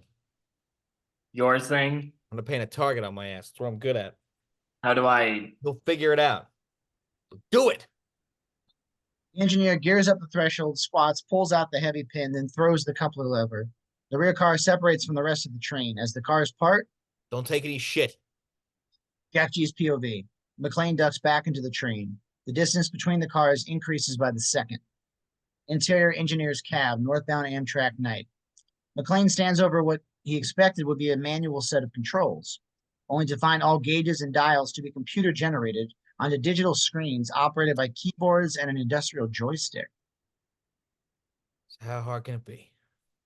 If only McClane could read the screen. Instinctively, he turns around, shuts the cab door to find a hanging coat. From the inside coat pocket, McClane comes up with a pair of reading glasses. He's in business. Exterior of the rear car, night. Stalled in the middle of a pasture, the conductors and engineers assist relief passengers off the single train car. Amongst the passengers is Jack G. A helicopter cuts overhead. Heads turn. It's the D.E.R.T helicopter coming in for a landing. Jack G quickly slips from the crowd and disappears into a ditch. Cut 2 moments later. The passengers have lined up and Panzarella keeps flashlighting their faces. Rooney gets on the radio. Jack McClane's not here. Sure he's not on the train? Interior D.E.R.T trailer rig night. Beebock at a computer station. He's tapped into live camera shots from inside the engine cab of the northbound Amtrak. All he has is a mini cam image of McClane in the engine cab. Can I confirm? All I got is Super Cop driving the train. Interior underground bunker, old farmhouse night. Pope is staring at that same live mini cam image of McClane in the engine cab. 911 packages ago. Not yet. Pope points a gloved finger at the corner of the screen. Is that a telephone? Interior engineer's cab, McClane, night. Cruising along, nothing but train tracks in front of him. This is where McClane sees the styrofoam meal box to his left. He opens it to find a half-eaten double hamburger and limp fries. After a hungry moment, he says, Man, no pickles? McClane is ready to take a bite when the phone rings. He waits a beat, then answers with, How's the laughs? McClane, version 1.0. intercut with interior underground bunker, old farmhouse night. Yeah, it's me. Pinball guy in a Pac-Man world. Pac-Man. That's old school. Sorry, asshole. Pinball's old school. Flippers, balls, gravity. Remember gravity? I think it killed your girlfriend. Pope's eyes squeeze shut, his knees swivel, feet on the floor, and he stands. With one hand, Pope works one of the keyboards like a virtuoso, calling up encryptions and text files like they were ported via FireWire to his subcortex. Aren't you the poster boy for progress? I'll bet you carry a library card. Best way to meet librarians. Interior situation room, DHS, night. Everyone is looking at the same minicam shot of McClane talking on the Amtrak phone, only it's on a 15-foot screen. Bird is on course for intercept. And we run a trace on that phone, see who the SOB's talking to. For his sake, I hope it's a priest. Interior D.E.R.T trailer rig night. Beebock not only wants to know who McClane is talking to, he wants to know where they are. It's not as fast as a phone trace, but we can see an ever-tightening satellite map in front of Beebock slowly. He's closing in on the source of the call, somewhere in Pennsylvania. Interior engineer's cab, northbound Amtrak, in motion. McClane and Pope connected via phone. Technology is a lot like your son. No matter how much you love it or loathe it, it's never going to love you back. Important parenting tip. Remember to thank you when I'm twisting that wheelchair around your neck. Interior newsroom TV news station, night. A news producer rushes into the office of his news director.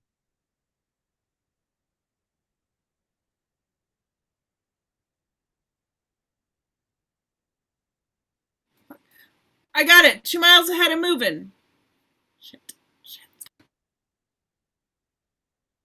Yeah, sources inside Homeland Security just emailed me. Said they're tracking a hijacked train.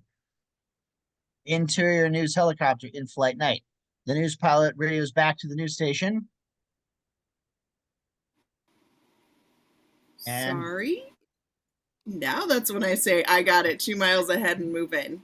yeah, sure enough, dead ahead is the northbound Amtrak rocketing through the fields of southern New Jersey.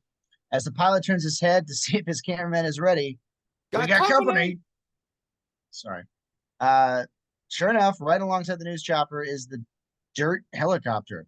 Closer inspection reveals Rooney strapped into the passenger seat. Then, as if the sky isn't crowded enough, zoom, an Apache attack helicopter blazes ahead right underneath both news and D.E.R.T helicopters. The Apache's target is the northbound Amtrak. Interior Situation Room DHS night. As they watch the attack sequence unfold, Deputy Wigand's cell phone rings. As he answers, we intercut with interior D.E.R.T helicopter in flight night. Do not fire on that train. There's a strong probability Jack McClane is on that train. Not your show anymore. And DHS protocol for hijacked trains is to knock them off the tracks. It's D.E.R.T's operation or opinion that Jack McClane is our best chance of stopping day 3. That's exactly what I'm doing. Stopping day 3. Begin attack sequence. Interior engineer's cab, northbound Amtrak, in motion night. The Apache helicopter unleashes a hellish blaze of lead. McClane dives to the floor as the top part of the cab is instantly shredded. Ahead, he sees the open door to the train car. He lunges across the threshold into the next car, where windows and seat cushions explode behind McClane as he runs. The car isn't just bullet-ridden. It's eviscerated in a hurricane of heat-treated lead. Helicopter POV, the machine gun catching up with McClane just as McClane dives again, sliding to the next door, popping it open and rolling into the next car. Exterior D.E.R.T helicopter in flight night. Rooney is spitting mad at what she sees. Wigand, you asshole! Interior underground bunker, old farmhouse night. Hope holds up the phone and mockingly says, What do you know? Phone went dead.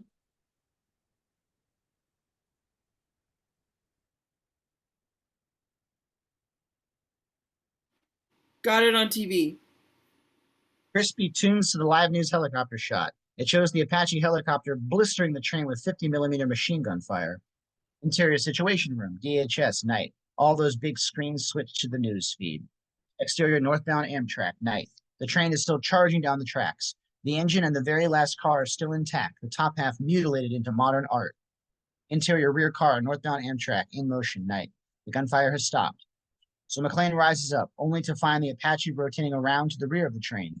McClane rushes to the back door, forces it open to see the Apache settling into a position 200 yards aft. McClane's POV.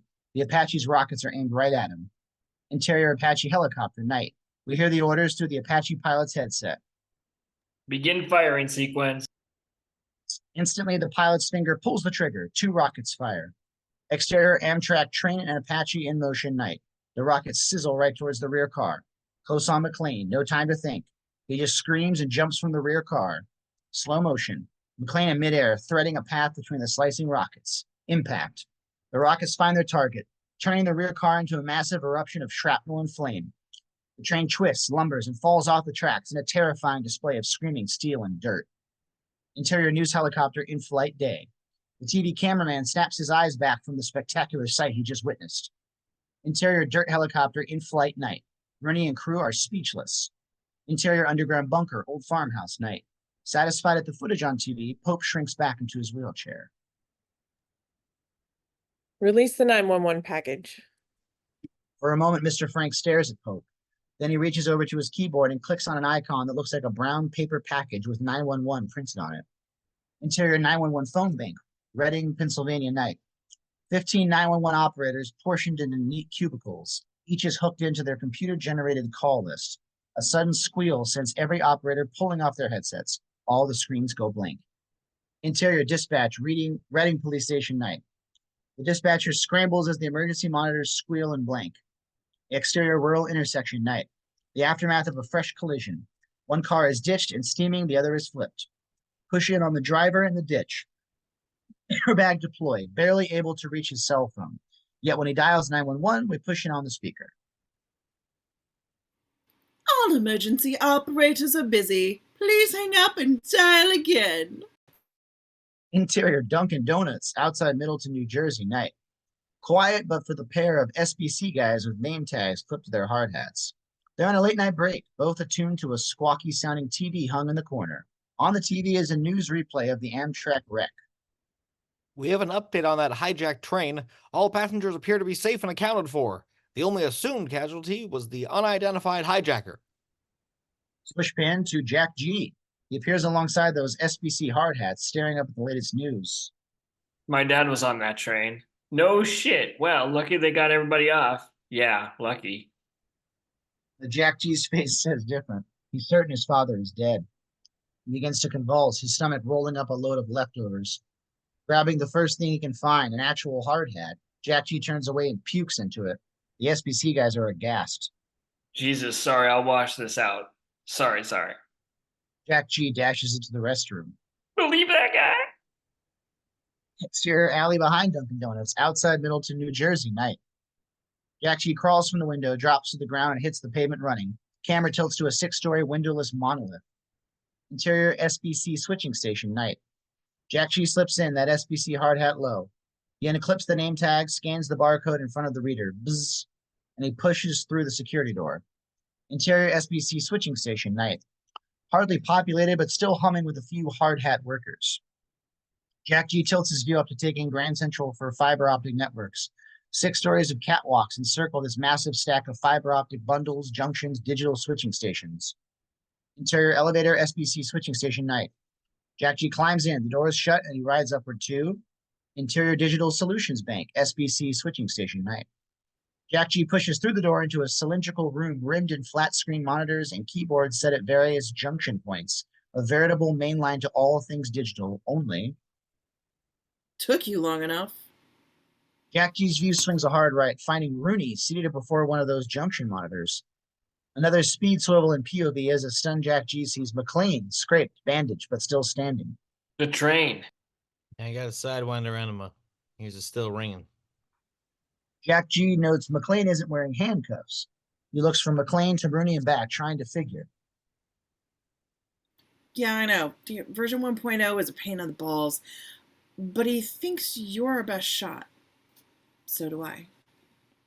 Exterior old farmhouse night. Krispy and Mr. Frank step from the farmhouse. As they walk up a stone path, they take notice of Lydia in the kitchen window. It appears as if she's washing dishes. Friendly nods are exchanged.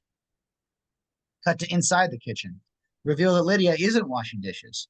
She's prepping timed explosive devices laid out on a dish towel like dead fish. Back outside, we see Lydia nod again. Only this nod is to Wash, just inside the exterior horse barn near Old Farmhouse Night.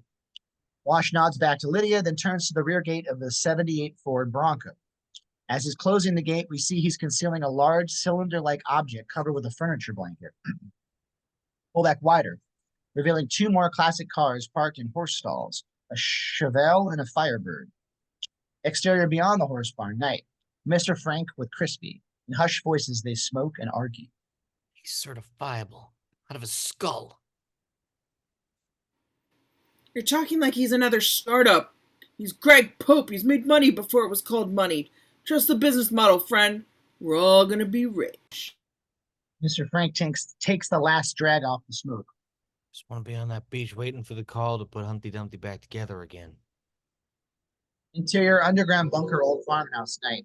Krispy enters, Mr. Frank right behind him. Telecom packages a go, so if anybody wants to call mom, here's your last. Someone was smoking. That'd be me.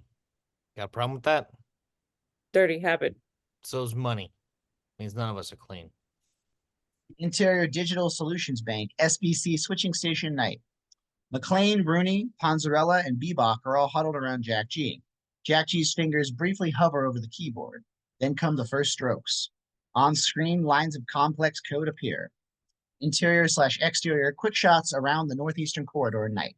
Here's what we see. Supermarkets, shelves decimated, long lines. Shopping malls emptied. Storefronts hoarded up, crashed by looters or guarded by shotgun-wielding owners. and stunned citizens crowded around televisions. Hospital waiting rooms, airport gates, cab drivers waiting for fares, all-night delis, etc. And exterior Times Square night. On that jumbotron of a TV, we see Chris Wallace of Fox News. Fox News has learned that the president plans to set the table for the potential declaration of martial law. Sources inside the White House have confirmed the National Guard units have been put on immediate alert in the event of additional infrastructure failures. Interior underground bunker, old farmhouse night. With Pope and crew watching, Mr. Frank sends out the telecom package. Special effects shots soaring past the troposphere night. We hurtle headlong into a satellite where we're crushed into bytes of corrupting code as the bots begin infecting the system. Then we're shot over to another satellite, then another and another until interior/exterior quick shots around the northeastern corridor night. And all those TVs we just saw go black, including the jumbotron in Times Square. Exterior old farm night. Pope in his wheelchair staring up at the starry sky. Blue is nearby. Ever wonder what it means? Blue looks up at the sky as if he's never looked at stars before. Then, I try not to, Mr. Pope. interior underground bunker, old farmhouse night. Satisfied that the TVs are knocked out. Phone's next, then power, and we own it all. Ownership has its privileges. Ownership has its responsibilities. Don't get cocky. That's when Krispy notices a strange series of digits rolling up on a corner screen. Intruder! Jack McClane is back. Damn it. Trying to peel the code. Get Pope. Interior Digital Solutions Bank, SBC switching station night. The numbers are rolling up on screen like a 100-line slot machine, one locking in after the next. You're gonna get inside. Already am inside. It's about what they're gonna do when they find me.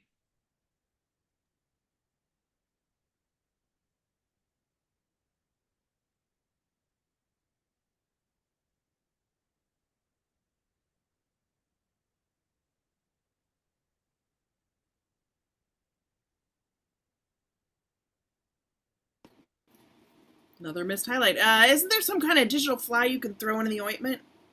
I'm the fly in the ointment. Close on McClane's reaction. No need for a DNA test. Jack G's his boy. Intercut with interior underground bunker, old farmhouse night. Pope strolls in, no wheelchair at all, to prop him up and starts working a keyboard. Tried all known countermeasures. Nothing kicks back. He's got to be plugged into a... Super junction. How's the weather in Jersey? On Jack G's screens, Pope's response as Charlie Brown is on one screen. Jack G's invasion of Pope's network is on the other. Jack G types. Weather's bad everywhere. Charlie Brown, the sun can shine only after the rain. What kind of crap is that? Little Michael Jackson wants his gloves back. Gilligan X, my father says hi. Charlie Brown, isn't it feeding time at the retirement home? Let me in there. Keep your hands. Eat me.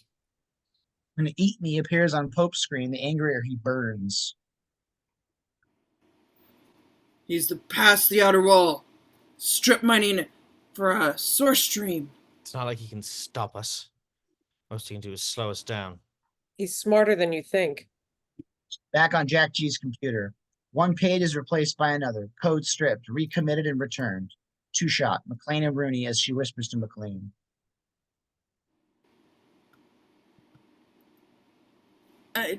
Jack's good. Really good. McClane knows, but suddenly Jack G's hands leave the keyboard, his eyes scanning the gigabytes of information represented on both screens. What's wrong? I'm lost. I can't do it. Try again, just start over. Where? You must have 10 million PCs tied together. Shut it down then. Shut what down? The internet, shut it down. Isn't there some kind of master switch or circuit breaker? Or... Stares at McClane are comic. Panzarella leans in and whispers to Jack G. You're actually related to him? Intelligence sometimes skips a generation. Shut up. Back to Pope and crew. The room is silent. He stopped. He's giving up. Back to Jack G. He's staring at McClane. This is his moment of epiphany. Can't shut down the internet, but the internet can shut down Pope. It's hard to imagine the speed with which Jack G begins to operate, culling all the network codes and marrying them into with blanket ISPs. But what are you doing? You know all those annoying pop-ups and junk mail that clogs up your computer? I know if you had a computer, I'm sending it all to Pope. Every single piece of crap, the net, I'm gonna break his system. Interior underground bunker, old farmhouse night. Pop. Olivier's computer screen is invaded with a sudden pop-up ad for Orbit's travel. What the f?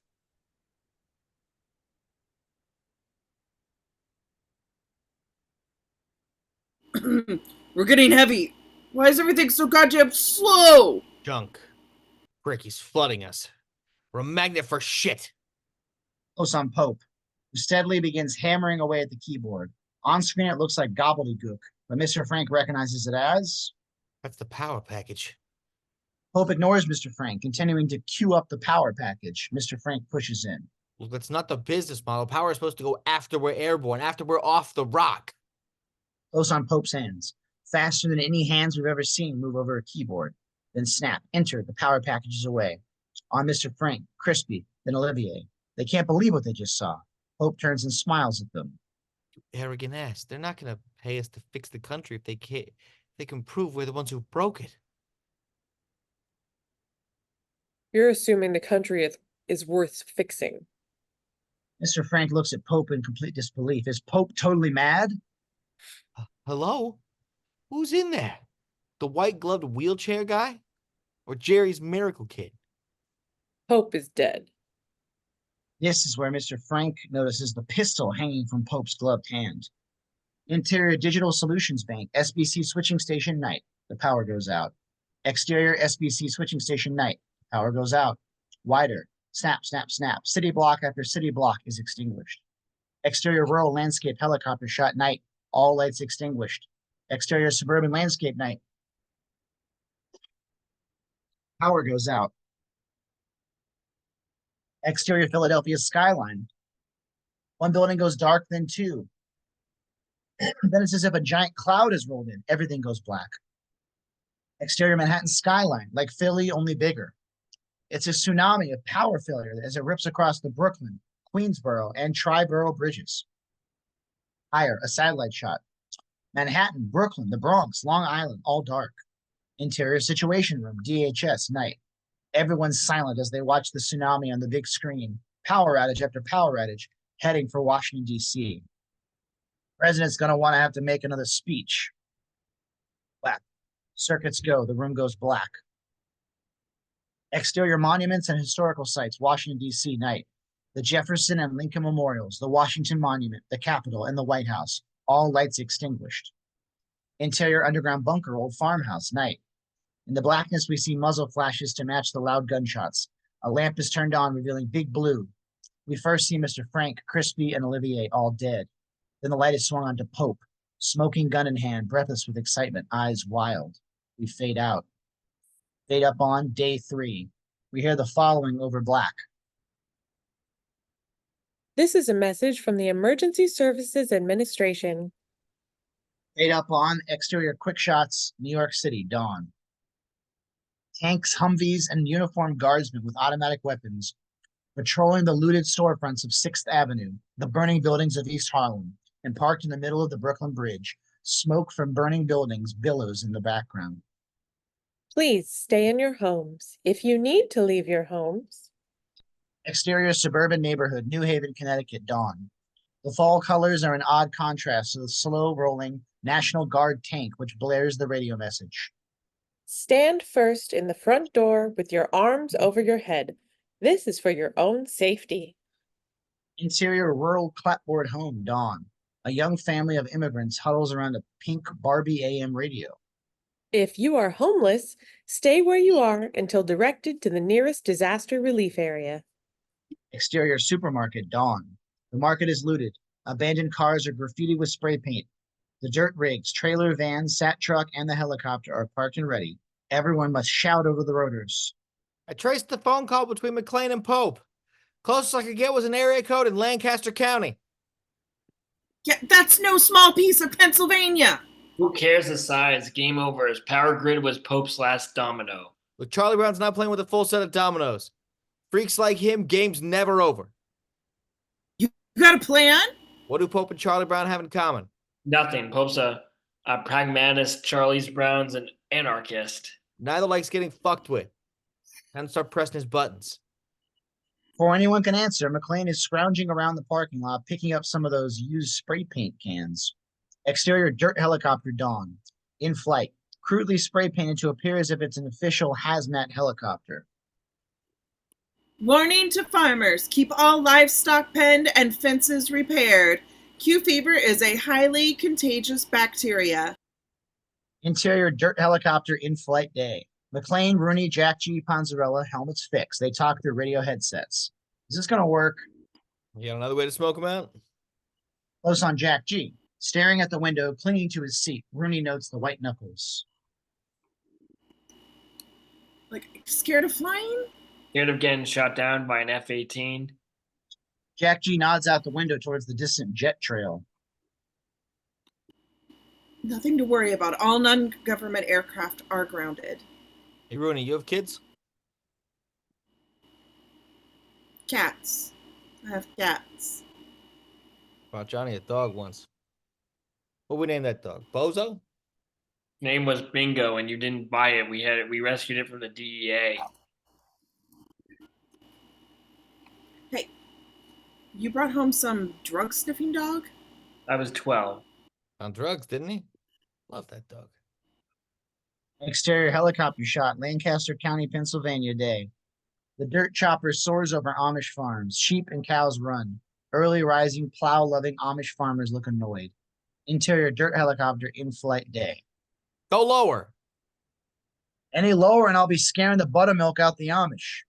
Yeah. Das German, Lude, Buge, Dibidimish, der German amongst angst. German.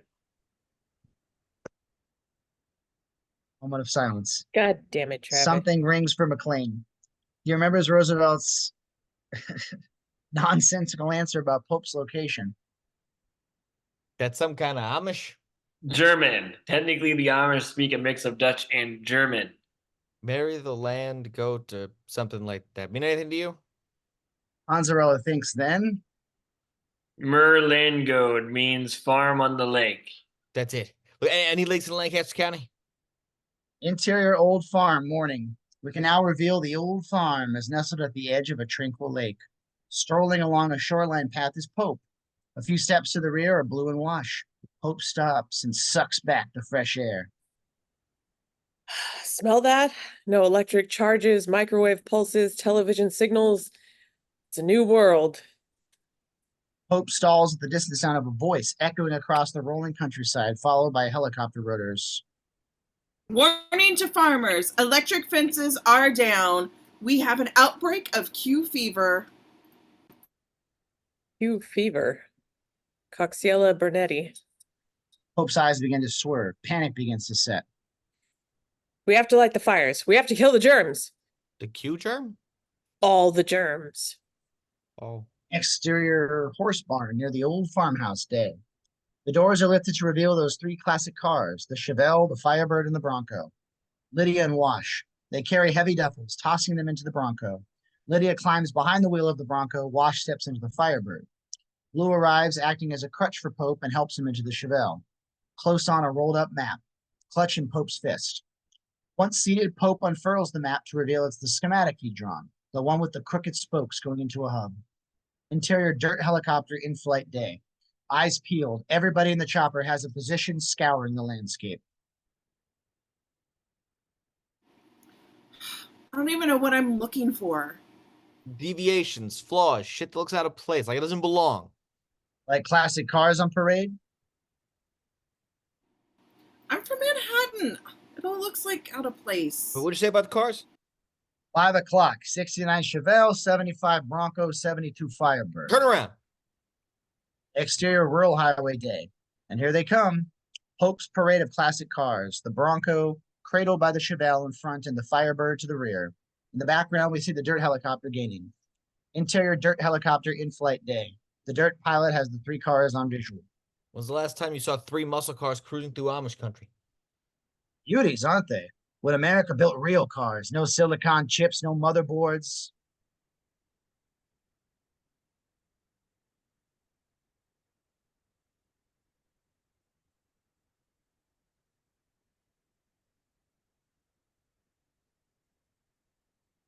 Okay. No computers, just pistons, spark plugs. Something is seriously bugging Jack G. Cut to left and right, DHS gunships numbered 1 and 2. The pilot of gunship 2 gives a put it down gesture. Closer inspection reveals Deputy Wigand in the gunship's jump seat. Keep going. Gunships say, put it down, I'm putting down. Rooney looks at gunship 1 falling back into a firing position. But keep going. It's a bluff. It's a goddamn good one. I'm not getting shot down by my own side. Interior of the Chevelle in motion day. Hope tilts his side view mirror. He can see the closing 3 helicopters. Hope speaks into a walkie-talkie. Lydia, you know what to do. Close on Jack G. What was eating him comes out in words. Car that works with computer chips or monitor boards, impenetrable too. Motherboards and impregnable too? Impregnable to what? EMP. Interior of the Bronco in motion day. Sure enough, we see Lydia reach back and yank the furniture blanket off that mysterious cylindrical item, an EMP bomb. She disengages the safety and pulls the trigger.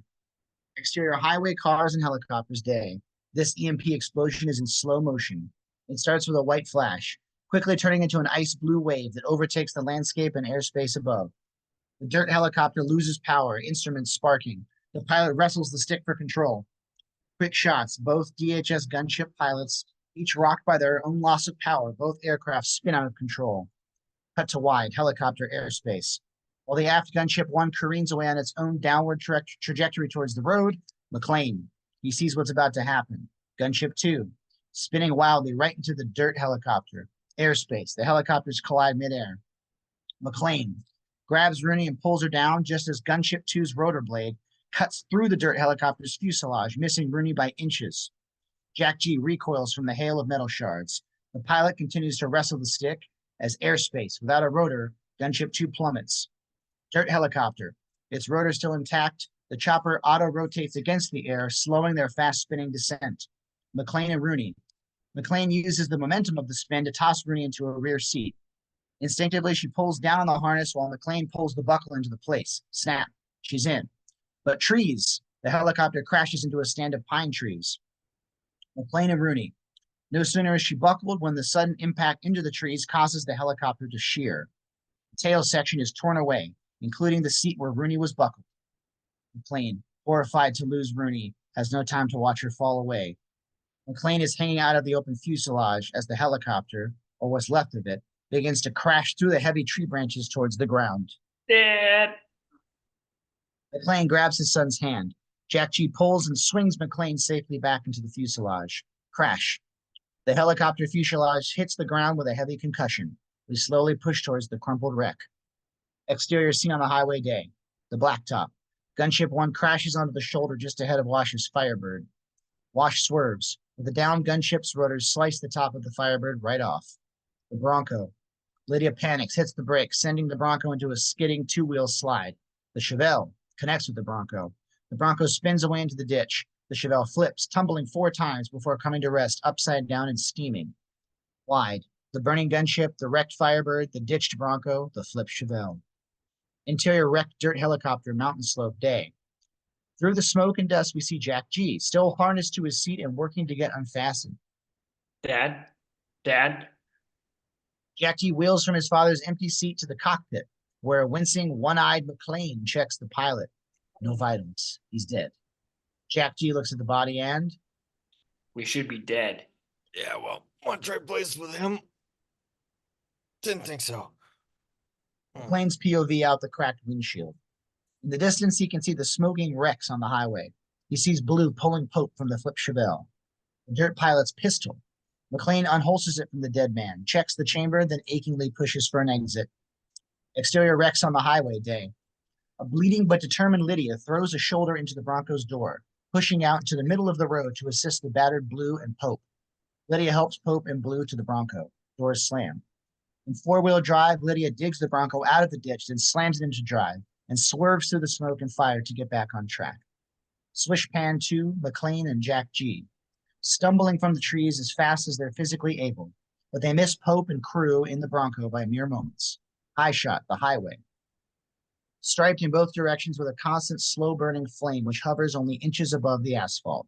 This goes as far as the eye can see. Close on the map. Unfurled and half-burned. Jack G stamps it out. Meanwhile, McClane is stumped by the strange flames rising up from the tarmac. What's this shit? Natural gas lines, power's gone, so the safeties must be off to relieve the pressure. Where do they go? Where do they go? Natural gas runs everywhere, almost every house, every city, coast to coast. America standing on top of a time bomb. Johnny takes another look at that half-burned up map. Near the smoking gunship wreck, littered amongst the shrapnel are munitions, useless and otherwise. McClane examines a couple of grenades, clips them to his belt, then picks up an assault rifle, checks the cylinder, then tosses it to Jack G. Know how to. 16, A4 automatic carbine, Halo 2, Xbox Live. I am the Master Chief. Head to the Firebird. The roof slides clean off. McClane pulls out what's left of wash, tilt up to Jack G. Ever get tired of all the blood? Tired of getting beat. McClane steps into the Firebird. Jack G too. McClane pulls out onto the highway and follows that low hovering flame. Camera zooms the half-burned map, zeroing in on the hub of all those spokes. We dissolve. Exterior high shot. Natural gas junction station day. This 3-acre site. Giant pipes springing from the earth amid rusted corrugated metal sheds and old trailers fenced with chain link and razor wire. This is the hub. Through an open gate, we see the Firebird pull through and stop. McClane and Jack G step from the Firebird, silently looking left, right, all around. But for the broken gate, everything looks quiet and eerily normal. McClane motions for Jack G to come closer. Clockwise or to the right? What? Look, to stop a chain reaction, we'll have to manually shut every valve we can find. Clockwise or to the right? Whatever happens next, you don't stop to save me. I don't stop to save you. We just get done what needs to. Roar of an engine. McClane and Jack G wheel in time to see the Bronco, busting from one of those old sheds, charging at McClane and Jack G. Instead of firing into the dirty windshield, McClane only has but a split second to shove Jack G clear, and the Bronco's grill meets McClane. Crunch. McClane tumbles backward, crashing into the chain link fence. He hits the ground with a sickening thud. Blue. He steps from the Bronco, looking around for Jack G, but Jack G has vanished, not a trace. Blue approaches McClane. Like that shit? How about I drop you 3 stories, just like Gabby? McClane writhes in pain, trying to find his feet. His right arm is broken, hanging from an even more useless shoulder. There's 2 grenades, the ones McClane's clipped to his belt. They lay between Blue and McClane. Blue strides slowly, picks up both grenades and pockets them. Next, he trains his sights on McClane, who's crawling down the fence line, trying to reach the pistol. McClane, he goes for his pistol, but those long legs of Blue move quickly. A hooking kick sends the pistol soaring, clattering off the pipes. One-armed old man, you're like us now, a misfit. McClane grabs hold of one of the pipes and starts climbing. Interior stairwell entry, the hub, day. Hard hats line the wall, each with an emergency headlamp. Jack G puts on a hard hat, switches on the lamp, then descends, gun forward. Reveal blood smears along the wall. Jack G has found a trail. Exterior pipe yard, day. A type of pipe complex, McClane is nearly outmatched by Big Blue. McClane has nowhere to maneuver. He ducks one kick, gets clipped by the next, nearly stumbles off the massive fitting before leaping for a hanging cable. But Blue, he's too tall. He merely has to reach, grabbing a cable with both hands, twingingly swinging it left and right as if to shake McClane loose.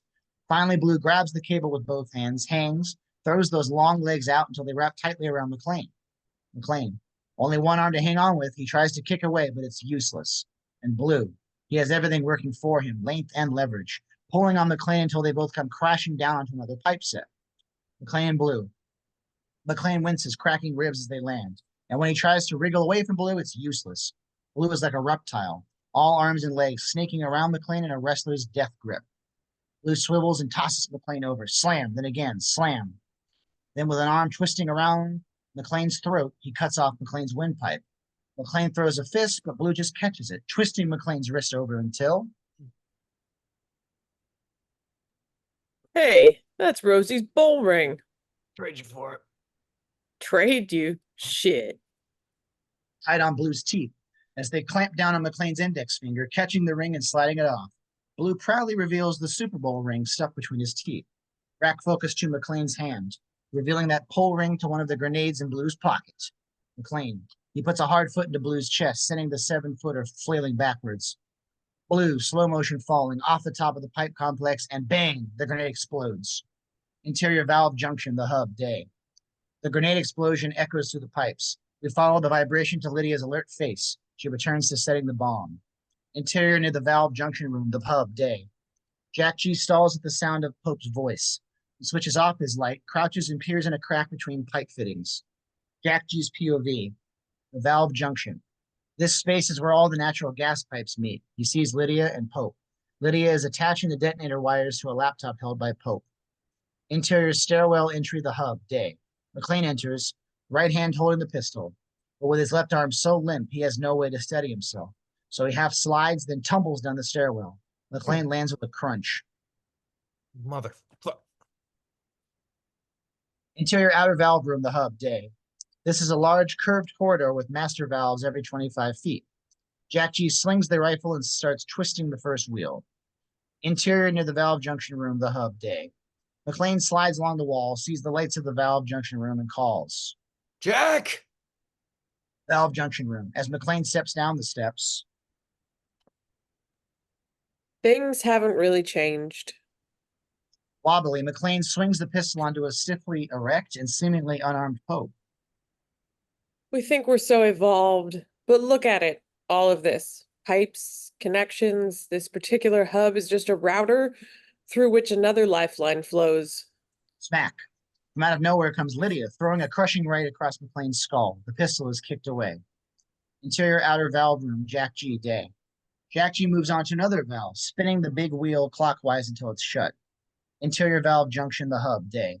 McClane finds his feet. He tries to focus. He can see both of Lydia's eyes, the real right eyeball and the glassy left.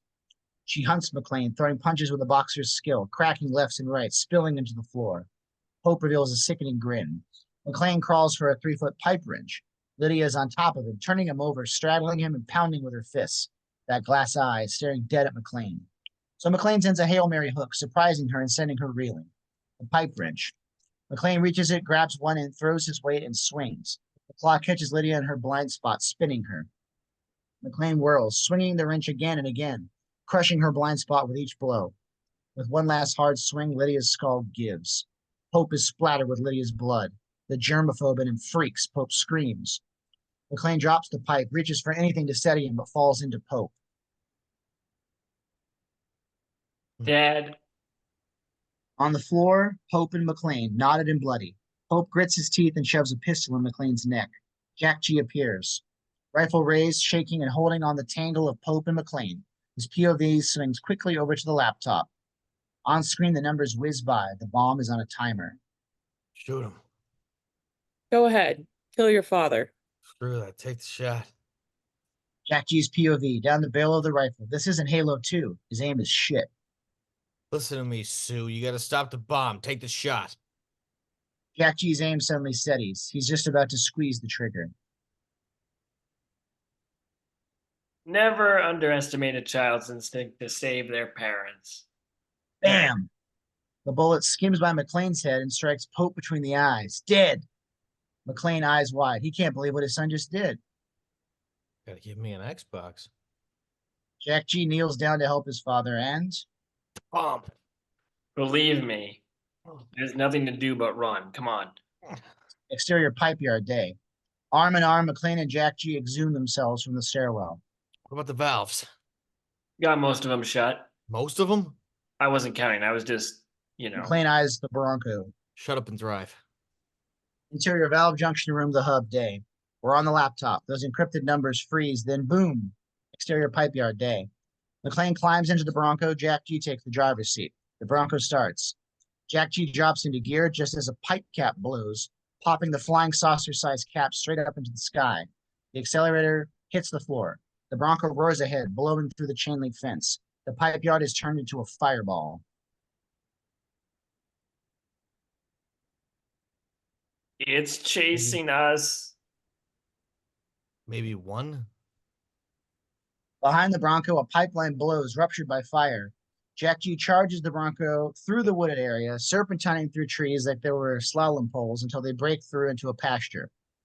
The wooded area is swallowed by flame. Helicopter shot. The Bronco charging, bumping, sliding through the pasture. Behind them, the pipeline continues erupting. Rearview mirror. Nothing but flame and fireballs. And then Jack G says, It's chasing us. Keep your foot on the gas. We gotta stop it before the line splits. Otherwise, Chain reaction, no shit. Any ideas? yeah, go faster. the Bronco soars off the edge of a 10-foot cliff and slams onto the bottom of a natural drainage channel. The drainage channel erupts in earth and fire behind the Bronco. The walls of the small canyon are too steep for the Bronco to pull out of. The only direction is straight ahead. Exterior eastern slope day. Here rests the other section of the D.E.R.T helicopter. An injured Rooney and Panzarella stand and turn to what is an unimaginable sight. POV Rooney and Panzarella. Smoke, scorched earth, and that moving fireball as the small canyon continues to erupt with 10-story flames. Just ahead of the moving fireball, dwarfed by the size of the explosions, they can see the Bronco. Is that McClane. Exterior upslope, small canyon day. That natural drainage channel ends in a steep slope. The Bronco charges up and hang on? slow motion. The Bronco soars in the air. McClane's POV zooms. At the other end of a cornfield, he sees a natural gas junction, pipes busting from the ground. There. Cornfield, a massive expanse of fertile bottom land, ripe corn as far as the eye can see. The Bronco cuts a blind path, nothing but corn in front of them. McClane reaches over and instinctively adjusts the steering wheel. I got it. I know you do. Just stay on that line and jump when I tell you. Just because I listened to you once doesn't mean. Fireball roasting the corn, sending sprays of earth 100 feet into the air. McClane and Jack G, the fireball is closing fast. Rearview mirror. The fireball is right on their ass. Ahead, the pipe junction. Rising out of the cornfield, Jack G understands now. He grips the wheels, pushes the accelerator down to the floor. That's it. You got it. Go, go, go, go, go. High shot. The fireball is licking at the rear of the Bronco. 50 yards ahead is the pipe junction. McClane's door. He throws it open. My side. Let's go. Quick shots. The fireball, the Bronco, the pipe junction. Father and son looking at each other. Yippee-ki-yay, motherfucker! Yeah. McClane and Jack G leap from the moving Bronco, rolling to a muddy stop in the cornfield. The fireball roars past. The Bronco slams headlong through the pipe junction, completely severing a line, bending both sides away from the other. The pipe junction broken in two. One side is a blazing, roaring mouth of hell. The other side is dispersing inert gas to the air. The fireball has been stopped. Exterior eastern slope day. A relieved Rooney and Panzarella. Exterior cornfield day. The hobbling pair, McClane and Jack G, work their way out of the smoking aftermath. They push through a sea of corn stalks, stumbling upon an abandoned tractor. Maybe you could hotwire it. Maybe I could show you how and you could hotwire it. Bet you want to drive too, hee hee. Damn right. Hope that looks just my speed. Cut 2 moments later. McClane and Jack G aboard the hot-wired tractor. Jack G is driving, McClane riding. Crane up. Music up. Johnny Cash's A Boy Named Sue plays over credits. The end. And that is the alternate of Live Free or Die Hard. I'm glad they changed it. Thank you all so much for joining us, and we will see you next time.